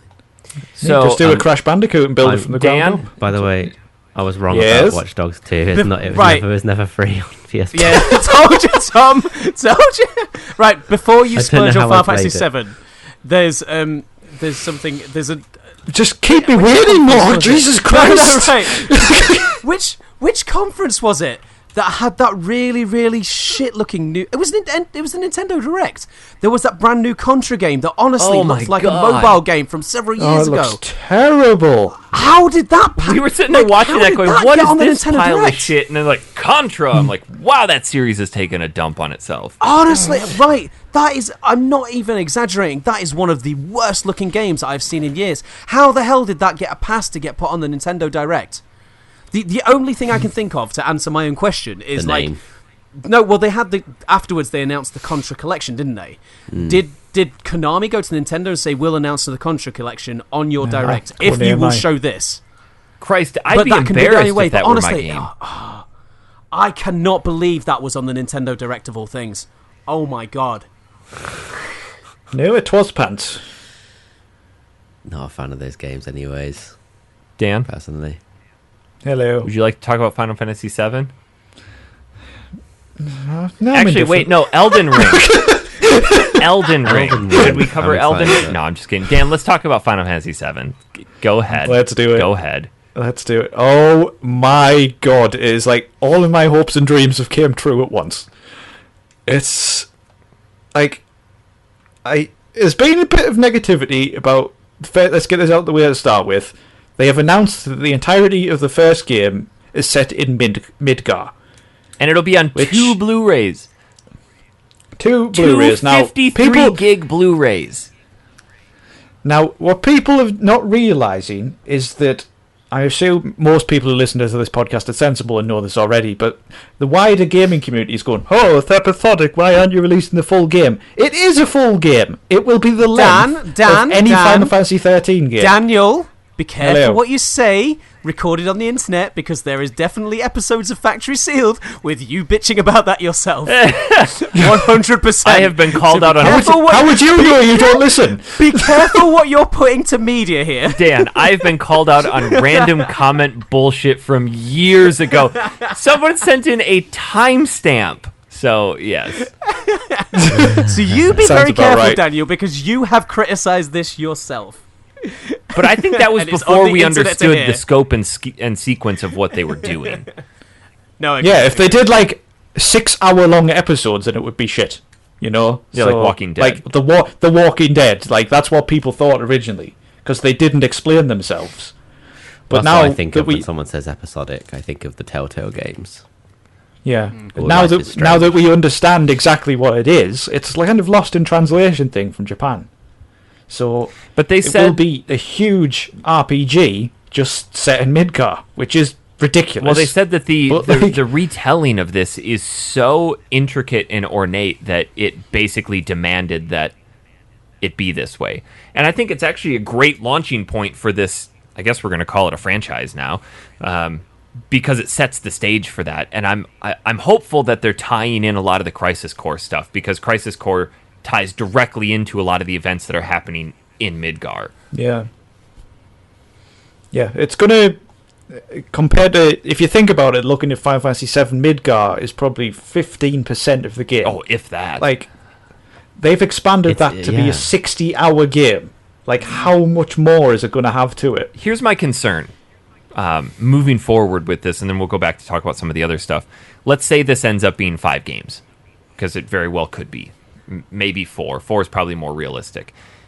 I think it would be 3, but Whatever the case. So at the end of this game, Square Enix doesn't know. They said they don't know Yeah. yet. So, how many is going to be? X amount of games. It's going to be more than one. Let's just say, in Dan's words, many. And you get to the end of this game, you've spent 60 hours with your party, leveled up, rip-roaring and ready to go. Final Fantasy VII Remake 2 comes out. Do you start over, or does your party hope from the not. first group continue on? Like, does it require... Oh, yeah. Does it require that you have played the first one, or does it give you the option, kind of like in Telltale, if you jumped into Season 2, or if you didn't have a save from, or if you played on a different console, it said, would you like us to make random choices for you? that's a good I question. would be- That's a I good think it's. question. I extremely think it's frustrated. going to have to. I think it's going to have that transition. I'll be I extremely don't Square frustrated. Enix There's aren't either going to be doing a that. level cap on part 1, which will be a bit shit. It will have to have. If you've never played this before, here's a generated party. Who the fuck would with jump levels into of- the second one? I know, but people do. People do. Like It happened with Mass Effect because the first one was Xbox only, and then it moved Yeah. to PS3. you can't lock out people anymore. Yeah. It's not like back in the day where you buy GTA London and they'd be like, you have to put the original disc in, and that game is locked away unless you've got the original disc. It just doesn't seem to work like that anymore. Daniel, you said about a possible level cap and it'd be shit. The thing is, I think they will if your levels transition between games, which I do. To go on to Eric's point, I don't think Square Enix are dumb enough to not have that. Like, I think they're smart enough to know you will need to have the levels transfer between games. They're gonna have to have a level cap of sorts because we don't know how long it's going to be until the second one comes out. People are going to sit there and level up their characters to level 100 before they get that next game out. Yeah. Yeah, so that begs the question: will you start at level 99 I on the don't next think one, you'll and then level. then you're like criminally underpowered for the new enemies? I don't think there'll be a level system. I think, and if that's the way it goes, that's too complicated, perhaps, unless they put a cap in, like you say. Yeah, maybe it won't But be a then- level system. It'll just be a skills and ability system. Exactly. Like, yeah, that's where they've gone anyway with Final Fantasy in more recent years. The reason Yeah, it worked level in D. 13 and 13.2 and Lightning Returns is And that 10. they weren't concurrent games trailing off the same party into the same story. They were completely separated events. Yeah. Yeah, like the second game is Sarah Lightning's sister rather Yeah. than. Oh yeah. Man, it's so many questions still, despite them always, giving us a bit more content. And So, whilst we're on the subject of the episodic nature, how do you guys feel about... Now, obviously, we know we're getting the expanded Midgar section. Great. I'm actually quite happy about that because I did enjoy the parts of Midgar at the beginning. I remember the first time now, this was my first ever RPG. I didn't really know anything about RPGs, my first Final Fantasy back in the day. And I remember when we left Midgar and we ended up going to that trailing little village before you get into the whole Sephiroth story and Yeah. everything, the flashback.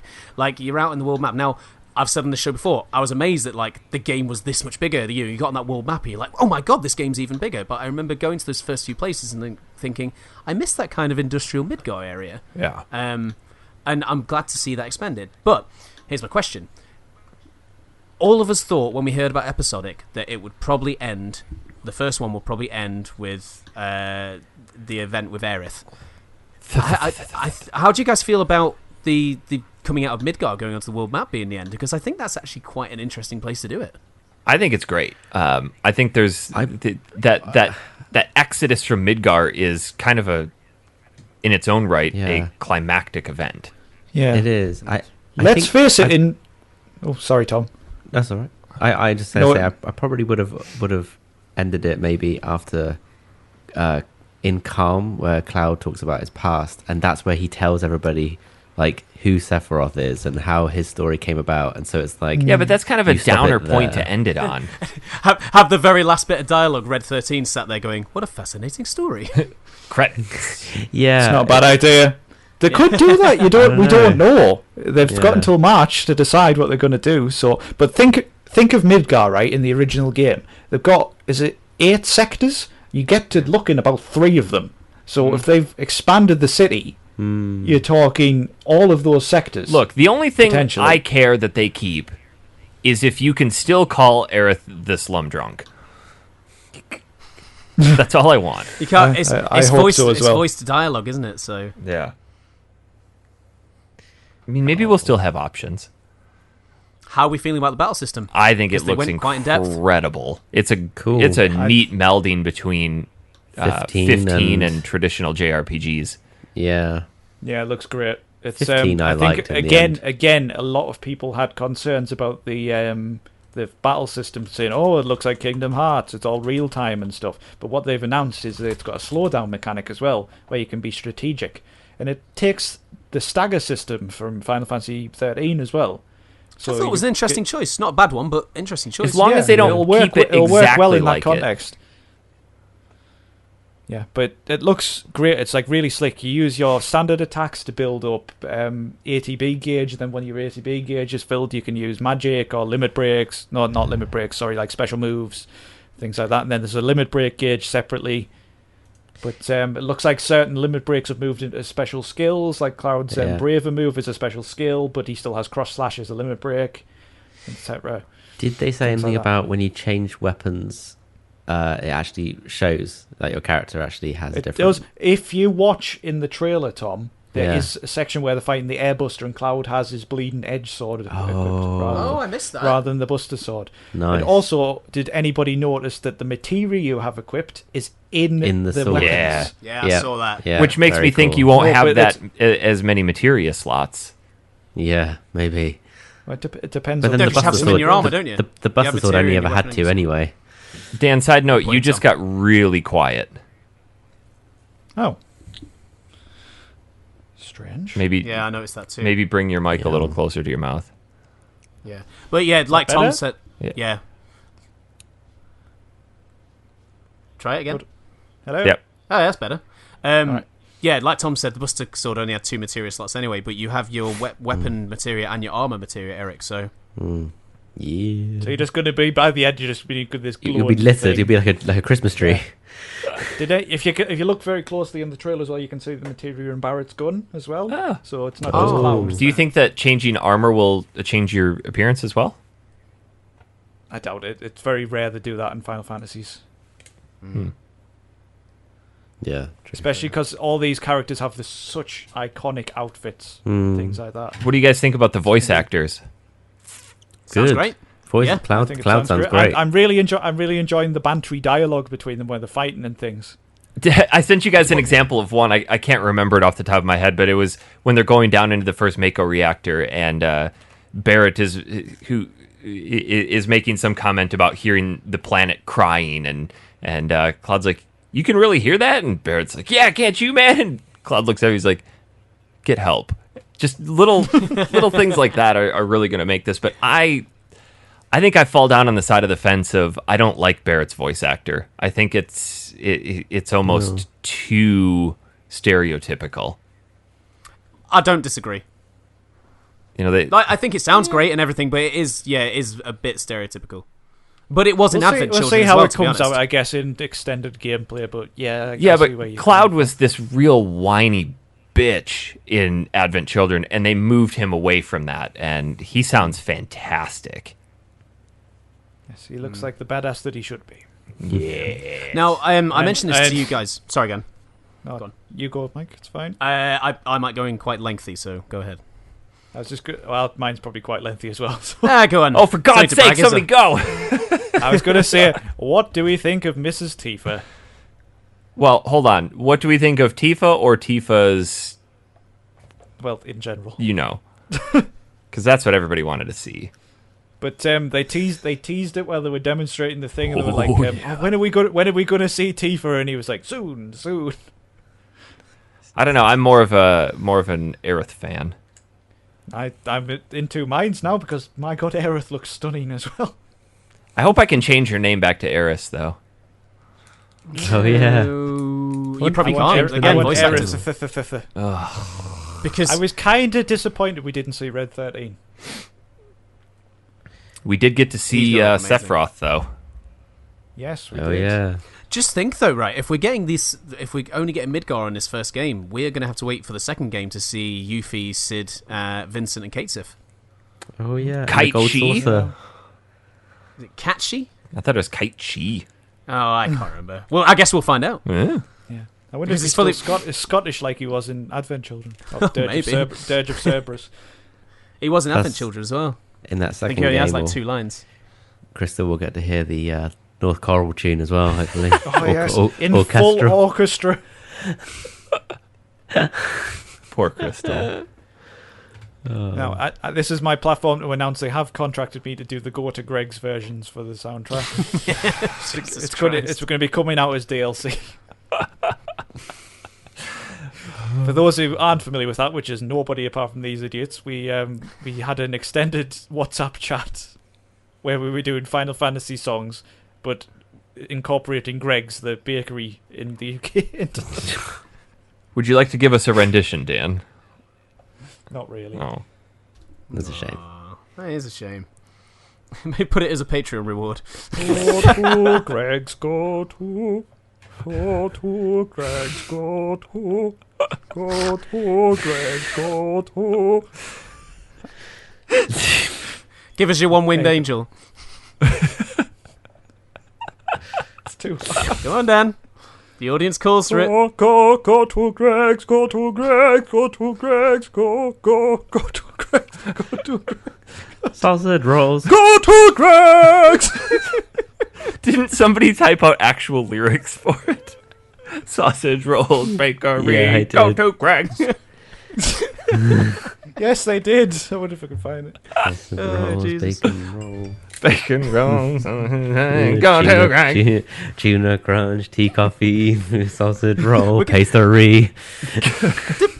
Did you take Eric to Greg's when he was in the UK? No! Oh, we're gonna have to. Oh. It's a no, rite I of did. passage. I don't think we did. We'll go next year when I come back. Mate, there's a Greg's in every corner in Sheffield.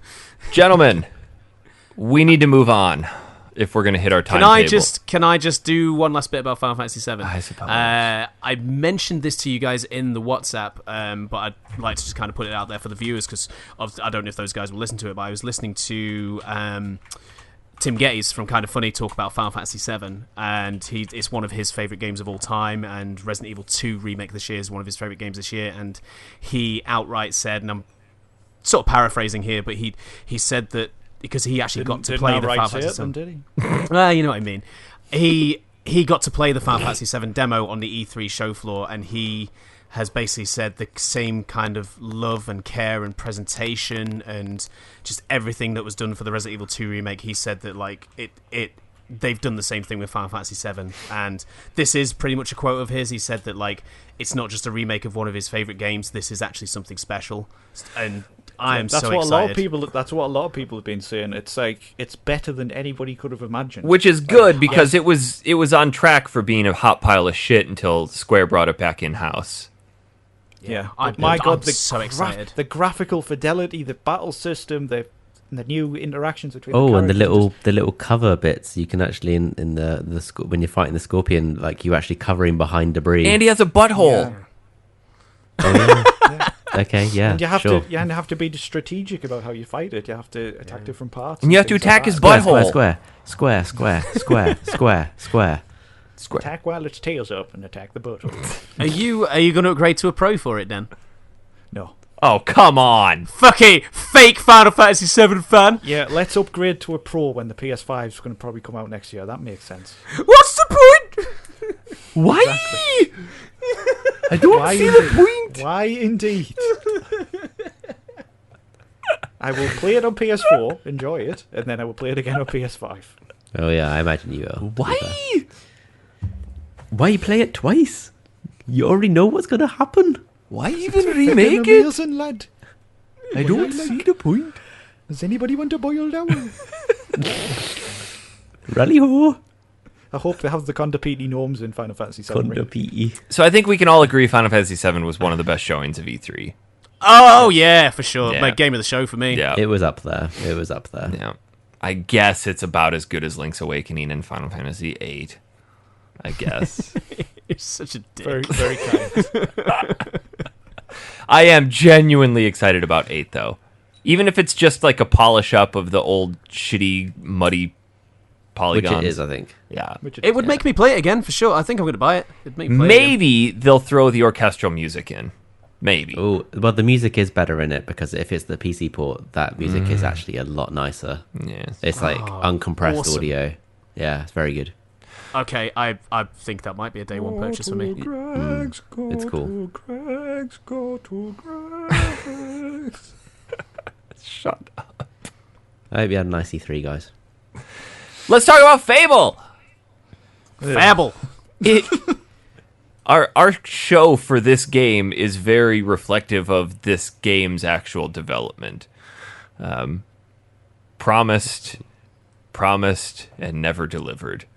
And then finally something similar to what was never promised finally shows up. So here we are talking about Fable on the original Xbox. Came out September 14th, 2004. 2004? My name's Eric Peterson.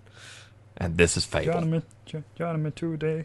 I have fond memories of this game when it came out because I was a freshman in college, broke as shit, and another guy that I'd met in the dorms was really big into gaming, and I hadn't even heard about this. He's like, "Dude, you got to come with me to get this Fable game," and he gave me this brief rundown of it, and he gave me what now I look back at a bulleted list of all of the bullshit that Peter Molyneux promised to be in this game. He's like, dude, it's gonna have this and all this shit. I'm like, oh my god, I have to have this. So we skipped class and we hopped a bus and had like 4 transfers to get to this mall, paid for it with money I didn't have, and came back and was not impressed as I should have been, but I do remember at the time being thoroughly blown away with what this game was at the time. What do you think of the games at the time? So, okay, this didn't deliver everything that was promised. Now, to give you a kind of bit of history with me with this game is like I knew of Fable's existence. I didn't know about all the bullshit surrounding it that Peter Molyneux did. I knew its existence through a friend, and he kind of told me about how it's almost kind of choose your, whether you're going to be good or evil kind of way. But there was never any of that grandeur and all that, things that this was supposed to be. So I was always kind of intrigued with Fable, and I always like a little action adventure and, in this kind of fantasy land and everything like that. So it's always kind of been on a side thing for me where, like, I know the Fable series exists, and then getting to play this now, I definitely had that bit of a disappointment with it. And I think maybe my perspective going back to this again was skewed, or maybe my memory of it was skewed a little bit from Fable 2 and 3, because they definitely did improve the franchise as it went on. This definitely didn't have nearly as many things in it as I recall it having. But yeah, this is probably one of the earliest games to get caught in the cycle of hype. Oh my god, yes. But then I totally kind of missed it because it was the same year of Snake Eater, Half-Life 2, that's the one. And GTA San Andreas. So, there were some monster releases. Yeah, but this came out before San Andreas. No, but what was it? Yes, Sorry, but we were- September? What month did you say? We were but younglings yeah, but then, so we had San to, Andreas came we had out to in October, I prioritise think. which games we get. Yeah, I'm I mean, no that was- calendorian or whatever the hell you want to call them, but September Are is you? before October. A calendorian. Yep. But like, you only had a certain amount of money during that So time of dumb, my I should have life, said it. so I Credit. kept my money behind. Put it on credit. I'm listening to you, Tom. Charge it. Thank you, son. GTA Vice City was a lot of bang for your buck. San Andreas, even more so. You could go to the gym in that game, motherfucker. But Tom, you know me? this one you were Also promised. gets fat. You were promised that an acorn that falls off a tree would grow into a tree. Did you True. see any acorns on trees? No, I didn't either. you were promised that you could lock someone in their house and burn it down with them in it. Was they that promised? did they Jesus actually Christ. promise that? Yes, that was one of the. And would you get good points or evil points? Well, I'm going to go out on a limb Depends and if they say were it would busted or be not. bad points, but I could be wrong. You were promised that you could carve your initials into a tree, and you could come back 10 years later and they'd still be there. Why didn't they just put that in? That would be quite easy, wouldn't it? Yeah. Just R plus L equals J. permanently change the model of the... Oh, I don't know. You were promised you could go anywhere. It was the most linear game I've ever played. Well, I was surprised. Right, when was it I thought Tom? it was- You put Yeah. Oh, sorry, you go put on, this mate. on the doc. You put this on the docket, didn't you? No. I did. Who put Fable Eric, on? Oh, Eric, okay. Eric Peterson. Me. I said me. to you guys, surely Fable's going to be like we're going to need 2 shows for it, and you said, oh, it's only Yeah. like 10 to 12 hours. I was like, what? Yeah, it's and not now long. I see what you mean. I thought it was a Um, sprawling world, but it wasn't. Guys, I was surprised. you were promised Lots of things. that you could poison the town's water supply. I didn't get to poison the town's water supply. Why were they Why so did- into why did all these that- little intricate things? Why Because are they it's so- Peter Molyneux and he likes to hype shit up. What the fuck was he playing? Fuck if I know. I don't know much about Peter Molyneux. He is the Lies, most ridiculous hype machine possible. The dude, His parents were promised a son girl. that wouldn't. Did you ever see when he did that tech demo of Milo for the Kinect? No. No. No, did you not see this? It was I like, think it I was- remember this. When the Kinect first came out, it's worth watching. They did like a tech demo of this thing called Milo, where this woman was talking to this character who was on Yes. screen. Yes, and, I like, remember that. He was handing her bits of paper, and then she would take it from him and bring it like down into the screen and stuff like that. It was complete lies. It was just completely fabricated. None of it worked like how it was told to do. And it's just ridiculous. Guys, you were No. promised you could chop down trees. Oh, you do get to chop down some like evil-looking vines in places. You were promised you could have a family Well, you can have a wife. with To kids. be fair, with how these characters look, they shouldn't be spawning. They don't look right. Oh, Jesus Christ! Even in the anniversary version, They did not look good. yeah. What is up with the faces? And why has everybody got a different regional accent? From So- the UK? So, can we talk about the voice acting for a second? No, this might not resonate with anyone Hero. outside of the UK, but like, Dan and Tom, do you not think that everyone in this game talks like they belong in like a BBC children's live action show? Yeah. You know, like yeah. after school, like the ones that like Yeah. play days and stuff like Yeah, that. play days. They just talk like they're meant. It was recorded by just budget actors who only got hired to make these crappy Yeah. kids TV shows. Hero, you're running low Yeah, on mana I think that's power. pretty accurate. And they seem to have incorporated almost every regional dialect in the entire United Kingdom. There's like a lot of Brummies.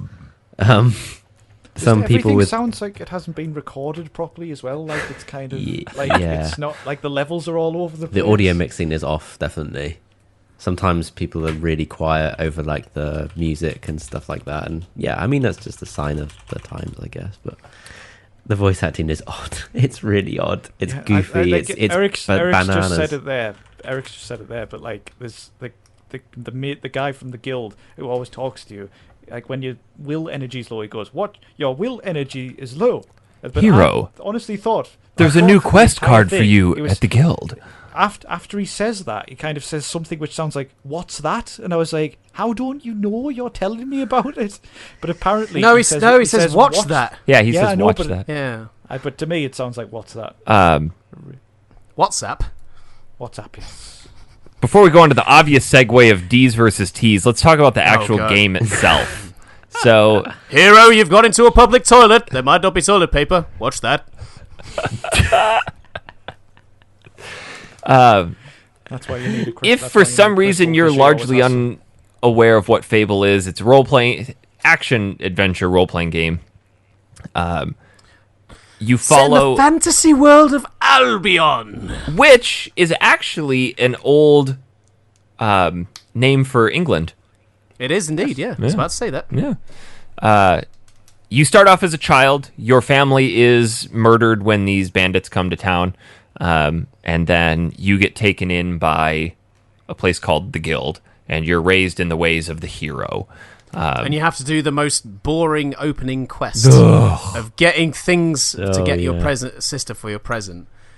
I mean, if you go to her without the present, she's like, "Hello, brother. Have you got my present? My name's Whisper."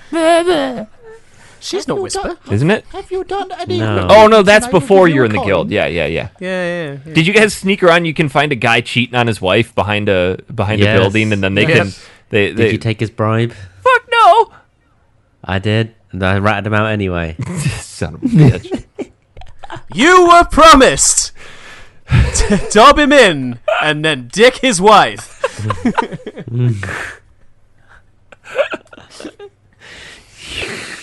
You were promised. Yeah, so you start off as a little kid. You can run around, you can kick chickens and do some boring bullshit. But then you get pulled in by the Guild, and then you have to go through archery training, sword training, magic training.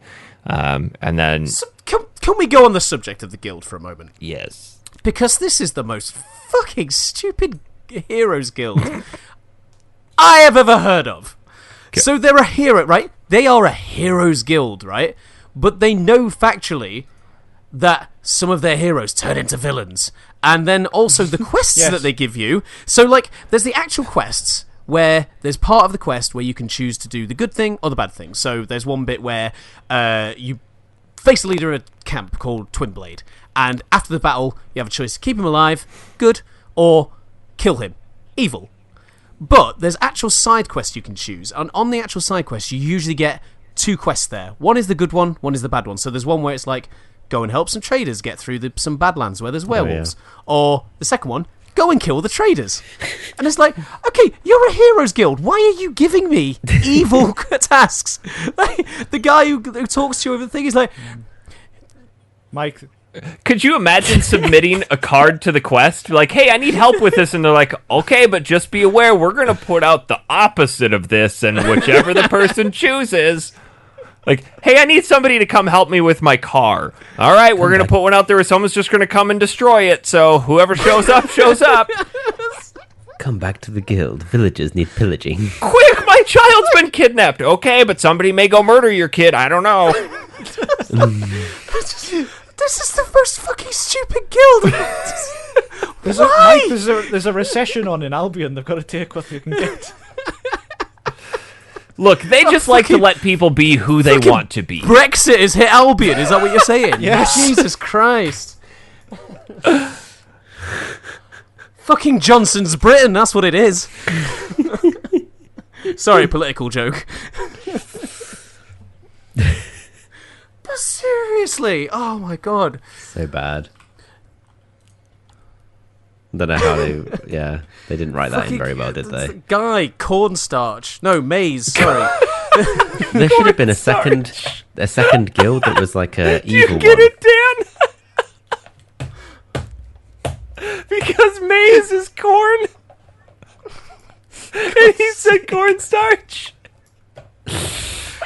Isn't he the one talking to you as well? He's the one who can see whatever you're doing. Get it?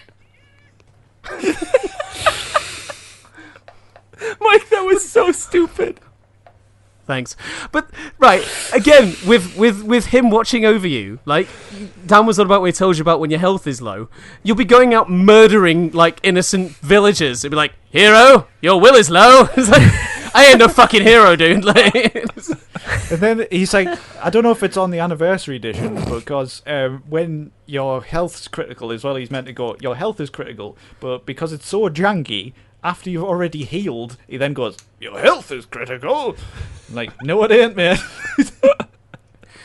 Hero, you're killing that innocent man. He might have hepatitis. Watch that. So the overarching point of that is that there is an alignment system in this game, though. You can either align yourself with good or align yourself with evil, and it's supposed to dramatically affect your appearance. And yes, it does over time, but as we've discussed, it's really difficult to be evil in this game because everything you do just gives you mountains of good points. I bought the most expensive evil armor that you physically could, and I only made one actual good decision in the game. Everything else was piss poor, and I still came out moderately aligned. Yeah, I mean, it worked for me because in these kinds of games, I like to go the good route. I like to go the hero route. I tried to be an asshole. The only thing I did... I was pure I could never picture you being an asshole, Tom. What's that, Dan? I was pure asshole and had horns and everything by the end. It was brilliant. Oh, did you? Wow. Yeah. I had a little halo, I did. Oh. I just had like little nubs. Eric, I did not struggle to be evil at all. See, I don't know what it was. Yeah. Everything that I did, every quest I finished, like boom, mountains of good points. But by the time you just got to fart on some villages, kill a few people. I suppose. By the end, I had like what you do is you save the guy from the bandits, then kill him. I like your style. Did anybody else end the game with like a bunch of like a full body glowing tattoo set? Yeah, I had that because I was really. You know, there's that bit in the game later on where you're in the cell and you get all your armor taken off you, and my guy was just stood there in Union Jack boxer shorts. Yeah. He was wearing this weird green outfit which didn't go on his back, and I was like, so it just covered his nipples and his lower body, but like his back was completely exposed. Het likes to censor their games in weird ways. But yeah, I had that weird glowing shit. But I think it was linked to the amount of magic you use, Eric, because depending what kind of weapons and stuff you use, you get different looks as well. So True. If you use those giant hammers and giant axes, for example, your guy will end up like huge and muscular. You know, like how you were promised that as you used weapons, your body would change permanently and scars would appear. Yeah, no, that didn't work. Oh yeah. No, I think you're wrong about that as well, Mike. I think the physique thing is tied directly to putting points into health, physique, and toughness. So do you want to guys rip the piss out of me for my whole stat thing now? Or? Yeah, I do. I definitely do. Mike was, I don't remember the specifics of it, but I do remember you going, yeah, I'm a fucking idiot. Because we went into and you give me shit constantly about, don't you read the instructions, or don't you go into the menus and look at shit and like press buttons and explore, because I do and everything. So Mike is bitching about the combat. He's like, man, I feel really underpowered and all. Like, don't they have a stat leveling system? Or, no. It wasn't the combat, it was the fucking price at the shops. Oh, yeah, that's right. Right, so to put it into context for listeners, if you've not played Fable, like, to make your character more powerful, right, as you defeat things, you get general experience points. Then, if you use more magic, you also get different experience points for your magic, and you also get different experience points if you use, is it archery, isn't it? You get, like, speed points, so to speak. So, there's this thing at the guild where you go to it and you level up your skills. And the green one, the general experience points, you can plow into anything, so you can mix that with the magic and the speed ones into the different things. But within this menu, so I was looking at it, and okay, there's physique, there's toughness, there's health. I was like, oh, great, okay, I'll level those up. And I was leveling those up fine, and like, I was playing through the game, and I just really wasn't enjoying it. I was like, my character still feels really fucking slow, combat is clunky, like, I'm getting quite strong, I'm getting a lot of health, but like, just everything's really fucking clunky. When do I get more spells? Because all I have is Force Lightning. and a passing comment to Eric, I was like, man, the shops are really expensive in this game. I can't fucking afford anything. He's like, oh, you need to upgrade your Guile. And I was like, what do you mean upgrade your guile? It's like, you know, at the guild, I was like, well, I've been to the guild, I've been upgrading stuff. There is no guile. There's physique, toughness, and health. What the hell are you on about? Turns out that you need to press the left bumper, and it goes to the right bumper. It goes to the right, and then there's a section for like speed, and then you go right, and there's like 20 different spells you could unlock. And I'm like, oh well, it's like me playing through Horizon. Yeah. But I said that to you at the right time because I got loads of new spells. I upgraded my speed, and upgraded my guile so that like I got better items, and then straight after that was the arena mission. So I got Jesus, you waited that long? Because I wouldn't have got through the arena if I hadn't done all that. But I was ready to give up. I was ready to give up. I was just like, God, this game's so fucking shit. And then like I upgraded it all, and then like did the fighting at the arena, and I was like, oh, actually, this is quite fun. Now, one thing we need to talk about is the differences between Fable Anniversary and the original, because doesn't Anniversary give you the combat from like Fable 2 and 3 rather than those controls? So is that where you have like X to attack, Y to use spells, etc.? Yes, things like that. And then to switch you can only have one spell equipped at a time, but to switch it, you hit. I think hold left trigger and press B. Yeah, left trigger and B, and it switches it. Mine was E and Q to change between the different ones. Some fucking wacky controller you're using it. So. PC Master Race. On the original, the combat is so clunky. To use your melee attacks, you have to press left bumper to take out your weapon, then X is attack. Oh. You can use spells at any time, but you have to hold down the right trigger. But the benefit to that, also though, the left trigger to target while pressing a face. The benefit to that, though, from what I recall, is that you could have 4 different spells readily equipped. So right trigger, and then you could have 4 to bounce between. Eric, it's not good, honestly. No, it's definitely not. But they should have incorporated some of that into the future versions, because I would jump between the Force Push, which I think is one of the best in the game, and then that helps in the arena. My magic swords to pop out, and those. I don't recall if you can rearrange your spells, but they weren't close to each other for me. So it's like you can, yeah. Okay. You go into the menu, you can rearrange them there. Right next to where you upgrade your guile. Again to go back to what I was saying. It's in your own menu. If you want to use your bow and arrow, you have to press right bumper to take that out. I used almost no bow and arrow to target and shoot. Oh, I used the bow and arrow quite a bit. Nah. I did as well. For some of the bosses, it makes them really easy to cheese because you just circle around them and just keep shooting them. I did like how you could go first person with it and shoot people's heads off. Yeah. That's why I used it. Yeah. You were promised that you could shoot people's heads off. And you delivered! I can't remember what point Eric was getting to before we was going to talk about my guile. I don't remember either, but we were talking about the alignment and appearance, and the one thing that I did really enjoy about this is your character does have a sense of notoriety throughout town, and as you align either positive... They're a chicken chaser! Yes! What's that all about? Did we all change our name to... Arseface? Yeah. Yep. I didn't find Arseface. It's in the... Like, you come out the guild, it's the first dude there, all the way at the bottom. Arseface. On your left, I didn't really talk to many traders, to be honest. You killed most of them. Yep. So, as you're going through town and as you're going through the game, you're aligning yourself either positive or negative. People will... Hey! Yeah, they'll either be scared of you or they'll follow you around. I knew he was going to do it. I knew. Oh, wonderful! Whoa, it's the Arseface! Constant. So handsome. I had to mute it when I was in the towns. No, everybody ran away from me because it was so terrifying. What I liked is that if you completed certain missions, you'd get trophies, and you could go back to these boasting platforms, and you could hold the trophy up, and you'd have a little challenge amongst yourself, like how many people could you get to clap for you, and run around town and hold those things up. It's just little neat things like that. Yes, it's an archaic system, but at the time it was really unique. I like that when you choose the missions, you can choose to do a boast, so you can do the entire thing. Like, you can do it without taking any hits, and you'll get more renown. And then Oh, is that what that things did? like I had no idea. doing it naked, or if you do it naked without any armor on, like you'd get more renown and more money and stuff like that. Oh, So I it's didn't like, know that. So the guy might take the mission to come and kill your kid who's fallen out of your fucking window, but he'll do it naked and it'll be even better. But how do you know that? Like, it doesn't tell you. Yeah. It does. So when you choose your mission, you can choose to do the mission, or you can choose your mission and boast, and then it'll take you straight to the boasting platform, and then it gives you a list of the boasts you can do. So not there's on like the original. I'm sure Yeah, it's you on can there. boast on the original. I know you can. Yeah, but it definitely didn't take you straight to a boasting platform. Definitely did. No, it doesn't take you to the boasting platform. Oh.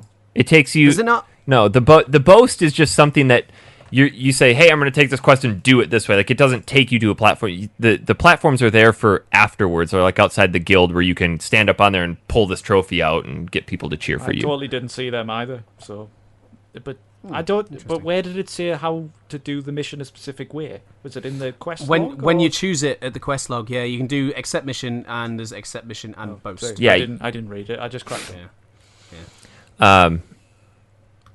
The overarching plot of it is really thin. Like we said, as a kid, your town is destroyed, your entire family is killed.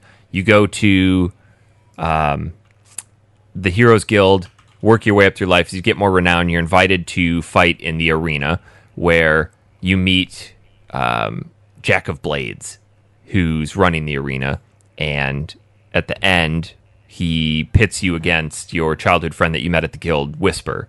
And you have that choice So, to... Dan, one of the big differences between the original and Anniversary, for some reason the voice actor and dialogue was changed for Jack of Blades. No idea why, Really? but yeah, it had He re-recorded. sounds terrible. He sounds really weedy and pathetic in the original. He's got quite a booming, deep voice in the Anniversary. Did you guys choose He's to... like, Did you choose to spare or kill Whisper? killed her. I was good, so Killed her. it's better. I killed But her. then after that, you learn that Jack of Blades was the one who actually destroyed Oakvale when you were a kid, and then you discover that your mom is still alive somewhere in a prison, and there's something to do with a magic sword somewhere, and... Yeah, why does he want this magic sword? Is it ever actually said? Like, I must have blinked and missed it if it did. 'cause- Well, you find out your sister's alive too. I think that's before the arena, isn't it? yeah. Yeah. Yeah. Because it's your sister who says to go off to the arena. Now because she's your now sister's she's blind, and she gives you a power which you never use in the entire game. I knew you survived, brother. It's the... Dan, to your point, it's the How can you see me? It's the sort of eons or aeons, and it's just I don't know why he wants the sword. It's just an ultimately destructive sword. So whoever wields it has ultimate power. It's the problem, the massive problem with Fable's narrative. Well, lack thereof, I guess. It is the most generic fantasy narrative you could possibly think You of. were promised a dynamic narrative full of twists and turns. I did like those little bits, like little story beats, where like you then start getting kind of like these mosaic walls, and it kind of wrap up the stuff that happened. And Oh my god! What about the one at the end? Like, I don't know if it's the same for the good route, but like it was about 10 seconds. It was like, oh, basically you turned into a twat and ruled over the land forever. Ends. That was it. Oh, no. Did you guys keep the sword or throw it away? I kept it and killed her. I throw kept away, I it. think. Because then you get to go kept back into it. the world and just be pure evil. Yeah, well, there's the Yeah. lost chapters, isn't it? Yeah. That you can do afterwards, but I didn't do it. I Oh! stopped there. One of Oh, the yeah. quests I wanted to bring up, the White Belverine quest. There's an enormous glitch in that specific quest. After you're done with it, for some reason, the game decides to just delete a random NPC from that town.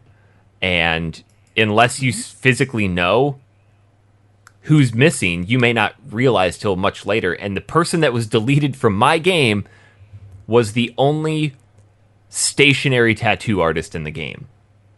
Because, like, oh, I want to go get some new tattoos. And I think there's only 3 or 4. And all of them are wandering and really hard to find, except for the one in that town. So did you guys notice anybody disappeared? I didn't I notice didn't, it, get, but I didn't actually get any tattoos because I always had full body armor on. So yeah, me too. Like, always had it. People were telling me I was Yeah. gorgeous. I was like, well, I'm wearing a helmet. I had. Did you guys do that side quest in the first town? Is it Well, the South, guy South who says, Brevale? do you want to look a certain way so that you can meet my daughter? And then you get like a ridiculous haircut or You get laughed ridiculous at. beard, and he comes back and he's like, "Oh, I haven't really got a daughter. I just Yeah. wanted you to look stupid." 20 minutes gone.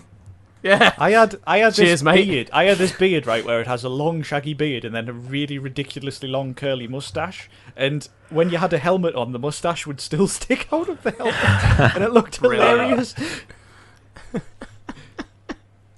Wow. You look like, I don't know if it's the same for Anniversary, but I found there's a really, really steep combat level as you get later on, where it gets really, really janky, and you're just getting knocked down constantly. And I don't know if it's the build I had or whatever, but it's just I felt like I was just getting hurt all the time. And particularly because I had that sudden step up in levels when I realised there was more to the leveling system. I was alright. particularly against Jack of Blades at the end, he just spammed this move that just knocks you over all the time. Really, I didn't find this game challenging at all. Neither did I. No, At not all. really. I expected it to ramp up a little bit, but it didn't. Especially later on, because the thing is that with the weapon system, so you can get different parts to put on your weapon. You can augment your weapons. Some will have one or two slots. I think some might have 3. So you can add like fire or lightning and stuff like that to your weapons, because the idea is that the enemies you meet, they'll have like certain weaknesses. So for example, the Balverines, if you've got a silver augmentation on your weapon, it will kill them quicker. But you just don't really need it. I think one of my weapons I had piercing, and then there was another one that just basically made the weapon stronger. So I just left that on. I barely ever used any. I of liked the the elements, fire 'cause and the lightning piercing went ones, through the though. armor. I'm always. But just they weren't. You just didn't need to go strategically. I just always put on my most powerful weapon rather than like thinking, "Oh, I'm facing this enemy, I'll use this. I'm facing this enemy, I'll use this." And even then, I just didn't find it challenging. But did you guys do many of the demon doors? A few. I didn't like the whole multiplier Just the ones. ones I had to happen to have at the time. Yeah, I agree. I was just trying to get through it. I didn't go out my way to do it. Like I'll be honest, I didn't really enjoy this game very much, so I just kind of stuck to the main quests and just cracked on through it, because it's just Fable 2 and 3 are so much better than this game. Yeah. Like obviously they're on a You know different why generation it's so of much console. better? This was Because Peter wasn't involved. No, he was. And he promised just as many things, but he delivered on more of them. Like this one. Yeah, I You never played were 2 or 3. promised clear, understandable dialogue. But they failed to differentiate properly between a D and a T. oh no. Oh no. Oh fuck. Michael, No. would you? No. Are you going to give some context to this, Eric? Or do you want me I will to? give context to this. So, Are you going to give unbiased context first? I'll Yeah, try. Right. I will try. Okay. I will genuinely Go on. try. Go on. If I don't, not my fault. I just want to proceed this. With No, you something. cannot, because you're No, going to no, skew no, people's no. bias. No, listen. Let me Alright? skew bias. I want people to bear in mind that when you hear about this subject, you are about to hear it from a man who doesn't realise that he says vague strangely. That is influencing the bias. Yeah, you just okay, influenced go the on then. bias. So forget he said that. Jury, As official mediator for this. jury, Fine. disregard Fine. the previous Accepting that. statement. Edit that out. I will say it again in a few moments. Okay, so here's the context. I was the first person to kind That's of not going to happen. play through most of this, and I got to the archaeologist quest, and there's a spot where you have 3 stones that when you hit them, they... You I'm sorry. don't even know how many stones there are. See, 4 stones. 4. You hit them, Sorry, that may have been loud. I was a bit close. and they spell out a word. That is many. That Yes. is many stones, lads. There are 4 That's how lights. many Okay. stones that is. So you hit these stones, they spell something out. You have to spell out the word hits. So you hit... Also, who is called Hits? I don't know. Yo, it's just that demon door, isn't it? So Yeah. the demon door, he hears it, he goes, "Ooh, hits! Ooh, it sounds so good! Ooh, I'll open up Okay. for you! Hey!" Mike, we've got a time schedule here. Let me get through this so I can win this So He you battle. go. was promised They a just better wanted to name have than Hits. shit in there, and they worked backwards from there. So you spell H-I, and then you get to what's supposed to be a T. Now, Here is my qualification for this. So listen, when I first shared this with you, I said, while playing it, he clearly says D. And it makes no sense because then he spells it out and it's like, oh, hits. But as you hit it, it says a D. So there's a D. When you hit the pillar, he says D. You went back and you clarified. You're like, no, clearly says a T. So I threw out a poll.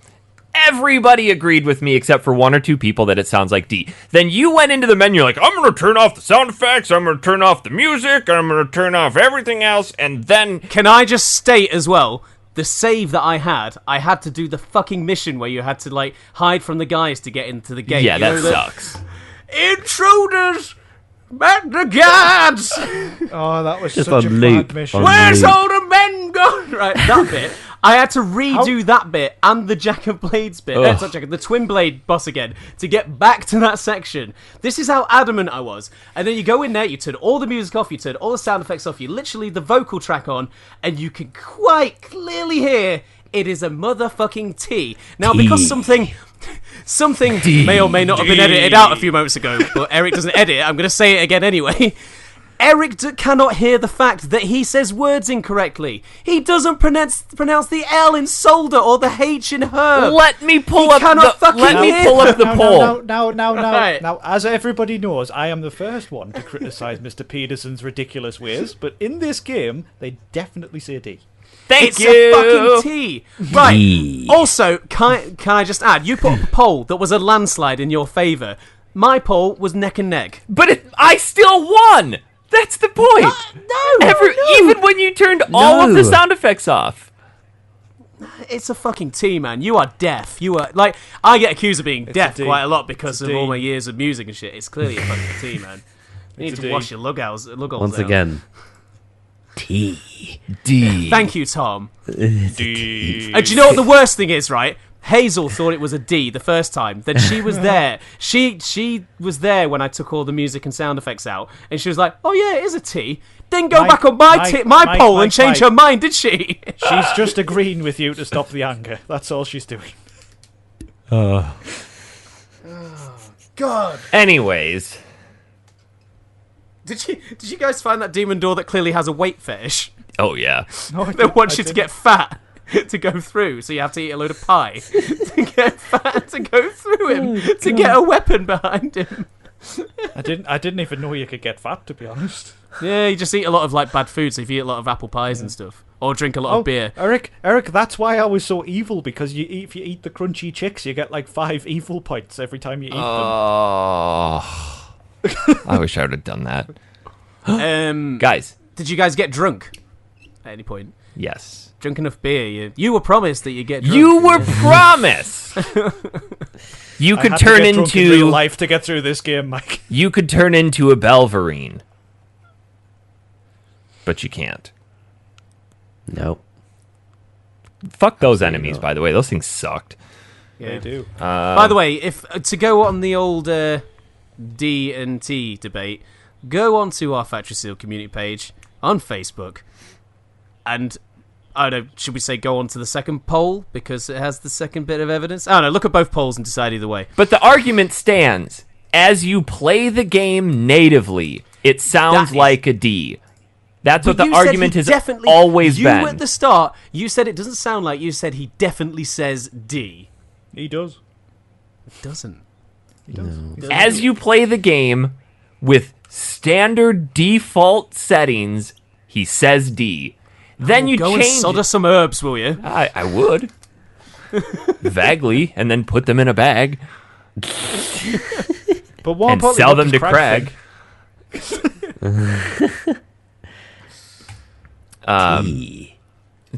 D.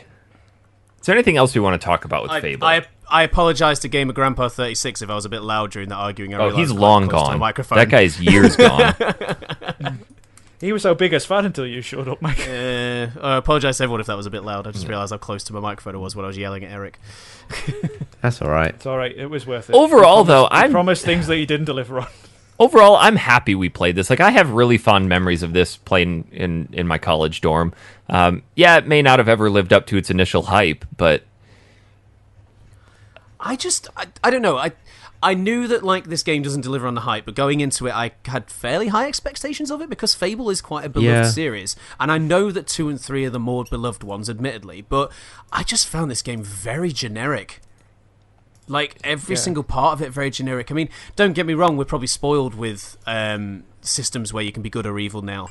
But I even think like back in the day, like the good evil system of this, like it still just didn't hit hard in any way, shape, or form. But and the rest, because it was sold on that kind of aspect, and then you go into the game itself, and it is just so generic. It's it's not a terrible time. I didn't enjoy it much, but it was the generic side of it that was the issue for me. It definitely laid the groundwork, though, for a positive franchise. 2 was okay. 3 was excellent. I mean, you could be super evil in 3, and it would have a renowned impact. If a Fable 4 it laid the foundations for... I was about to say the same thing, Dan. Missed opportunity. If a Fable 4 was announced tomorrow, I'd probably be interested to give it a go to see where it's going. Which is shocking that they didn't announce it, because it was rumored. Yeah, but I mean, Fable 2 and 3 are on Game Pass. Like, I might give them a go, but I'm not rushing into trying them, I guess. Lots of broken promises. Yeah, I think that's a common theme here. In this one, you were promised an open world. Seriously, he said, if you see it, you can go to... Well, fuck that, I can't even get over this fence. Oh, yeah.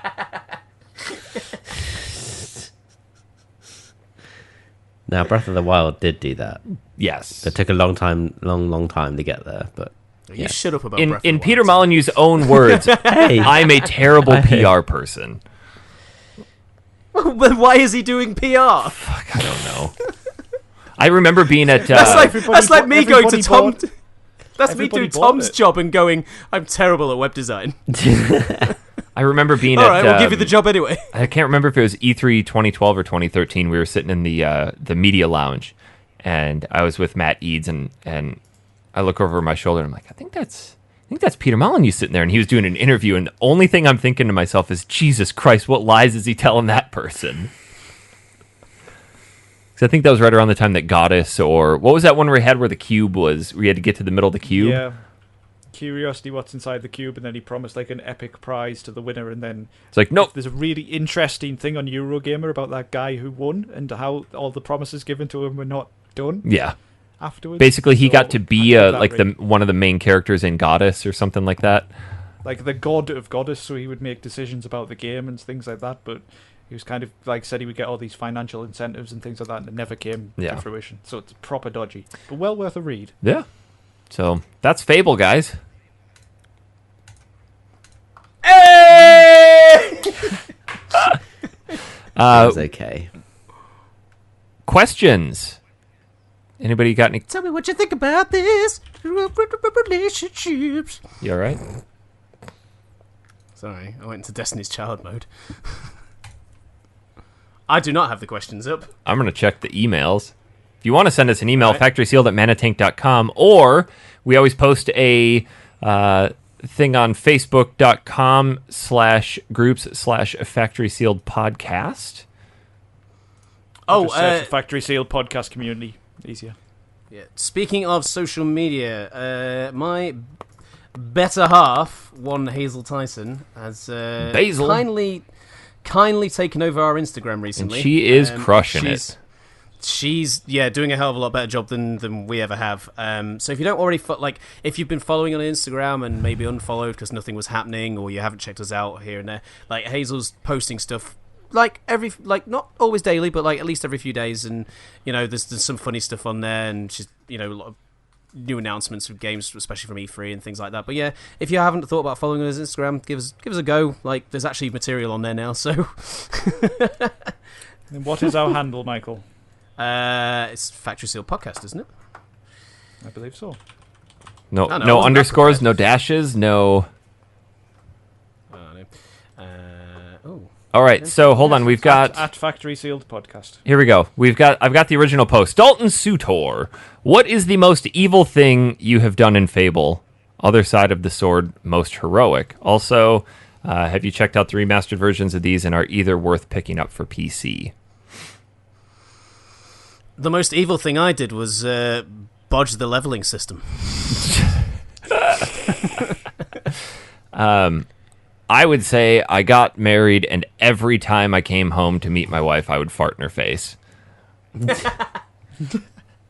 The town, I was so annoyed by that guy getting me to change my hairstyle and my beard for a fake daughter that I then, in that neighbouring village, just basically robbed the entire town and then got chased by guards. I just took everything.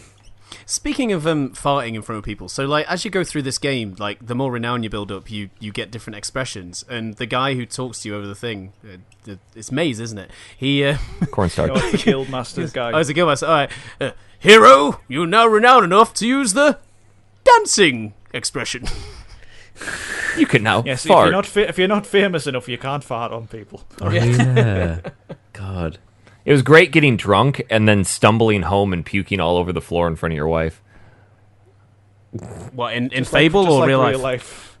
Oh, and I thought we'd stop talking about the game. I just meant real life. Most evil thing I did was probably kill my sister at the end. Just literally chopped her down straight away. Just I didn't even think about it. I'm dead.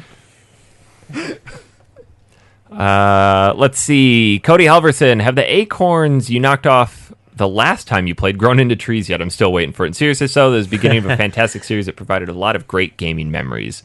Piggybacking off Dalton's original question, do you think this series could make a comeback if maybe headed by someone else? Well, rumor has it that it is. Basically, probably. it was all leaked before E3. Microsoft just didn't announce it. It has the So- prestige of the Fable name. They could do something with that. I have faith that they could revamp Fable. With the right developer, yeah. Yeah. By all means. Apparently, it's like a complete reboot because it's going to be on a different planet and all kinds of things. Oh, so fair enough. You were promised. But we put you back in Birmingham. Mark Marcheschi, what name did you select to be called, and why is it anything but Chicken Chaser? I'll tell you why, because there's a name called Arseface. Agreed. I was Repaw. Repor? Chicken Chaser. Chicken Repaw. Chaser. Repor. Yes. Like, It's like If you- Reaper, but more American. If you've poured something incorrectly, so you have to re-pour it. Repo that, would you? That was a terrible pouring action. Tom. Mike, will you please stop? My joke book is full. We're going to have to do it every year. Tom, did you want to share what you asked us yesterday or not? Eric, What? Dan did put up a post today. There might be a couple more questions. There's not. Stephanie wants to know if Jeremy Okay. Sanford got his game. Yes, he finally got it. Extra, real about it. Jeremy Sanford got his game. And there's the rest of the subscribers gone. Yeah, Well, I moved away from my microphone that time. it was still loud. Oh, really? Oh, shit. And obnoxious. Oh, shit. You were promised a podcast without annoying loud people. Annoying, luscious Lord Lying. I can't speak. Leave me alone. I don't know what I asked you yesterday. In the WhatsApp chat about us and Oh. how this is going to affect you if you don't give For us some direction. stupid reason, I had a few too many yesterday, and I asked these three to be my bloody groomsmen for my wedding. Oh, To which they gracefully accepted, which I'm very happy about. Yeah, very honoured, Tom. Oh, me too. It's going to be a time. I'll tell you what. I'm yeah. excited. I'm actually As long as we get to give a speech each. pending. Groomsmen don't do speeches, Eric. No, I want do they in to. America? I don't know. Whoever gets drunk enough and grabs the microphone. We usher people towards seats and stuff, apparently. So No, we- that's we can ushers. just- That's different. There's groomsmen and there's ushers. So what do we do? Do we groom Tom as he passes us? Essentially, all groomsmen are for, really, You just- if you think about it. It's just to take photos with Tom before the wedding, so there's a group Yeah, of him and his you're mates. just a group of guys. Who, Dan, like, you get to wear be the- his wear the smooth same area suits. buffer. Excellent. That's all I want. That's all. So- I want. You're like my posse. Yeah. That's the best way I can put Entourage. it. Essentially, yeah. Yeah, that's really it. Can we do German rap, please? Oh, my God. Get the crew back together. Hey, one of the guys who was in the videos coming. Nice. You probably get a piece of it back. He can do the German. We So- can just do the. You said we have to buy suits. Are we going to get like full Jeeves suits with top hats, monocles, canes, and like penguin coats? I decide the suits. Can we just get come dressed as Mr. Peanut? Can we get like a small burlap sack with the $sign on it, filled with coins tied to our waist? You want that? Because I can make that happen. Yeah, I do. And then, like, as we walk around, we can just throw coins at people, but it's not actual coins; it's those chocolate-filled coins. Oh yeah, you can. I've all got have... loads of those quarters left over from the arcade bar in Phoenix. We can just throw them. Yeah. Let me know Tom, if you need a belt, Dan. Tom, serious question. Yes, I will. Before you asked us, you did clear this with Kat, right? She actually suggested it. Oh wow! Yeah.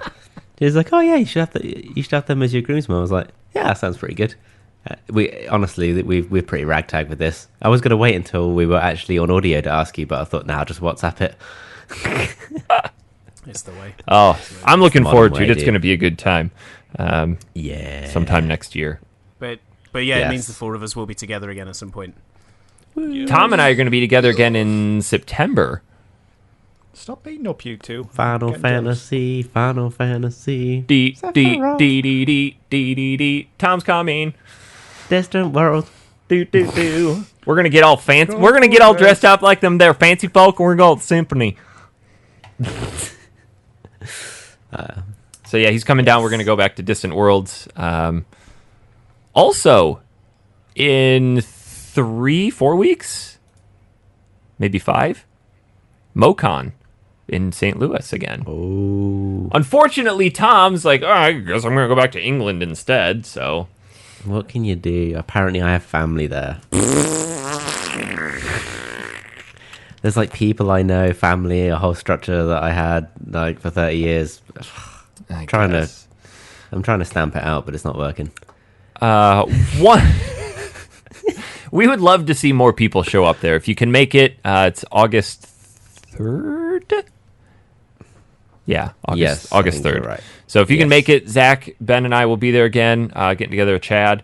If you can Bring goggles when you meet Zach. Yes, I hear he's bringing It'll be a whole race bunch for of who rags. can spend $1,000 the quickest. Are you going to take him to that Walmart again? Hell yeah. I'm going to see if they have a sign up for him. So, one last piece of housekeeping business. We are on Patreon if you'd love to support us. Patreon.com/factorysealed. We have just revamped the tiers a little bit. Because one of them was accidentally naughty. Yeah, one of them Yes. we physically that. could not do, and we'd gotten a letter about it. So, apparently we can't have gambling. So... Who knew? Who knew? What sort of market is this? So we kind of whittled it down a little bit here. So the first one is just $1. You're going to get factory sealed unwrapped, which is just some amount of time prior to us starting the show, just shooting the shit with each other, getting ready. Usually one of our computers fucking up and us dealing with that. Yeah, it's Usually mine. It's basically another show in itself. It's pulling back the curtain.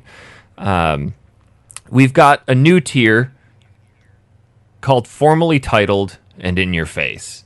For $5, we're going to upload to Patreon only the video portion of the show. So we are recording with video. We'll pop that up. You'll be able to get to see how handsome we all are. And... You get to see me distracting Eric with a coin box. Exactly, yes. But what Worth it for that alone, honestly. And Dan shoving plectrums up his nose. And at this tier, you're going to be formally recognized at the end of every show. We're going to kind of do like a quick... I'm going to see how quickly I can do my car salesman voice and read off all the names really quick. So you'll be listed as sponsors of the show. Oh, Yay. can you do it in that, like... my announcer show or my announcer voice? announcer show that you did for the straddling contest a few years ago when it was you and Jess. Well, let me tell you what. Here's all the people that are recording this here show. I'll see what I can do for it. Oh, So, God, yeah. that was so funny. I think But yeah, that'll be, over the credits, essentially. won't it'll be Yes. after the music. Yeah. Yeah. So you'll be listed as very loving supporters. We're just trying to figure out how we really want to iron the rest of this out. We are still going to be dumping all the money back into the show for more giveaways. You know, as more of these mini consoles come out and things like that, we'll probably be giving stuff like that away. But until then, gentlemen, we are on a time schedule. It is Father's Day, and I need to go. Don't forget to go love your father, all right? As do I. Apparently my food is on fire downstairs, so... Did she put toilet roll in it?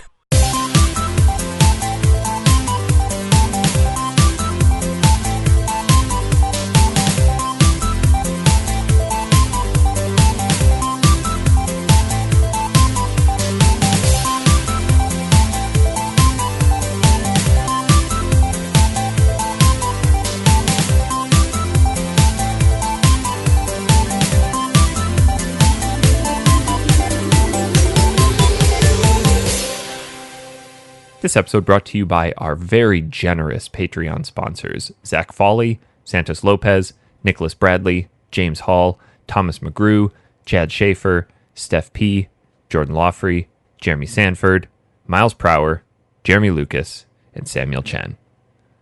Chen. Chen. Chen. Chen. Chen. Chen. Chen. Chen. Chen. Chen. Chen.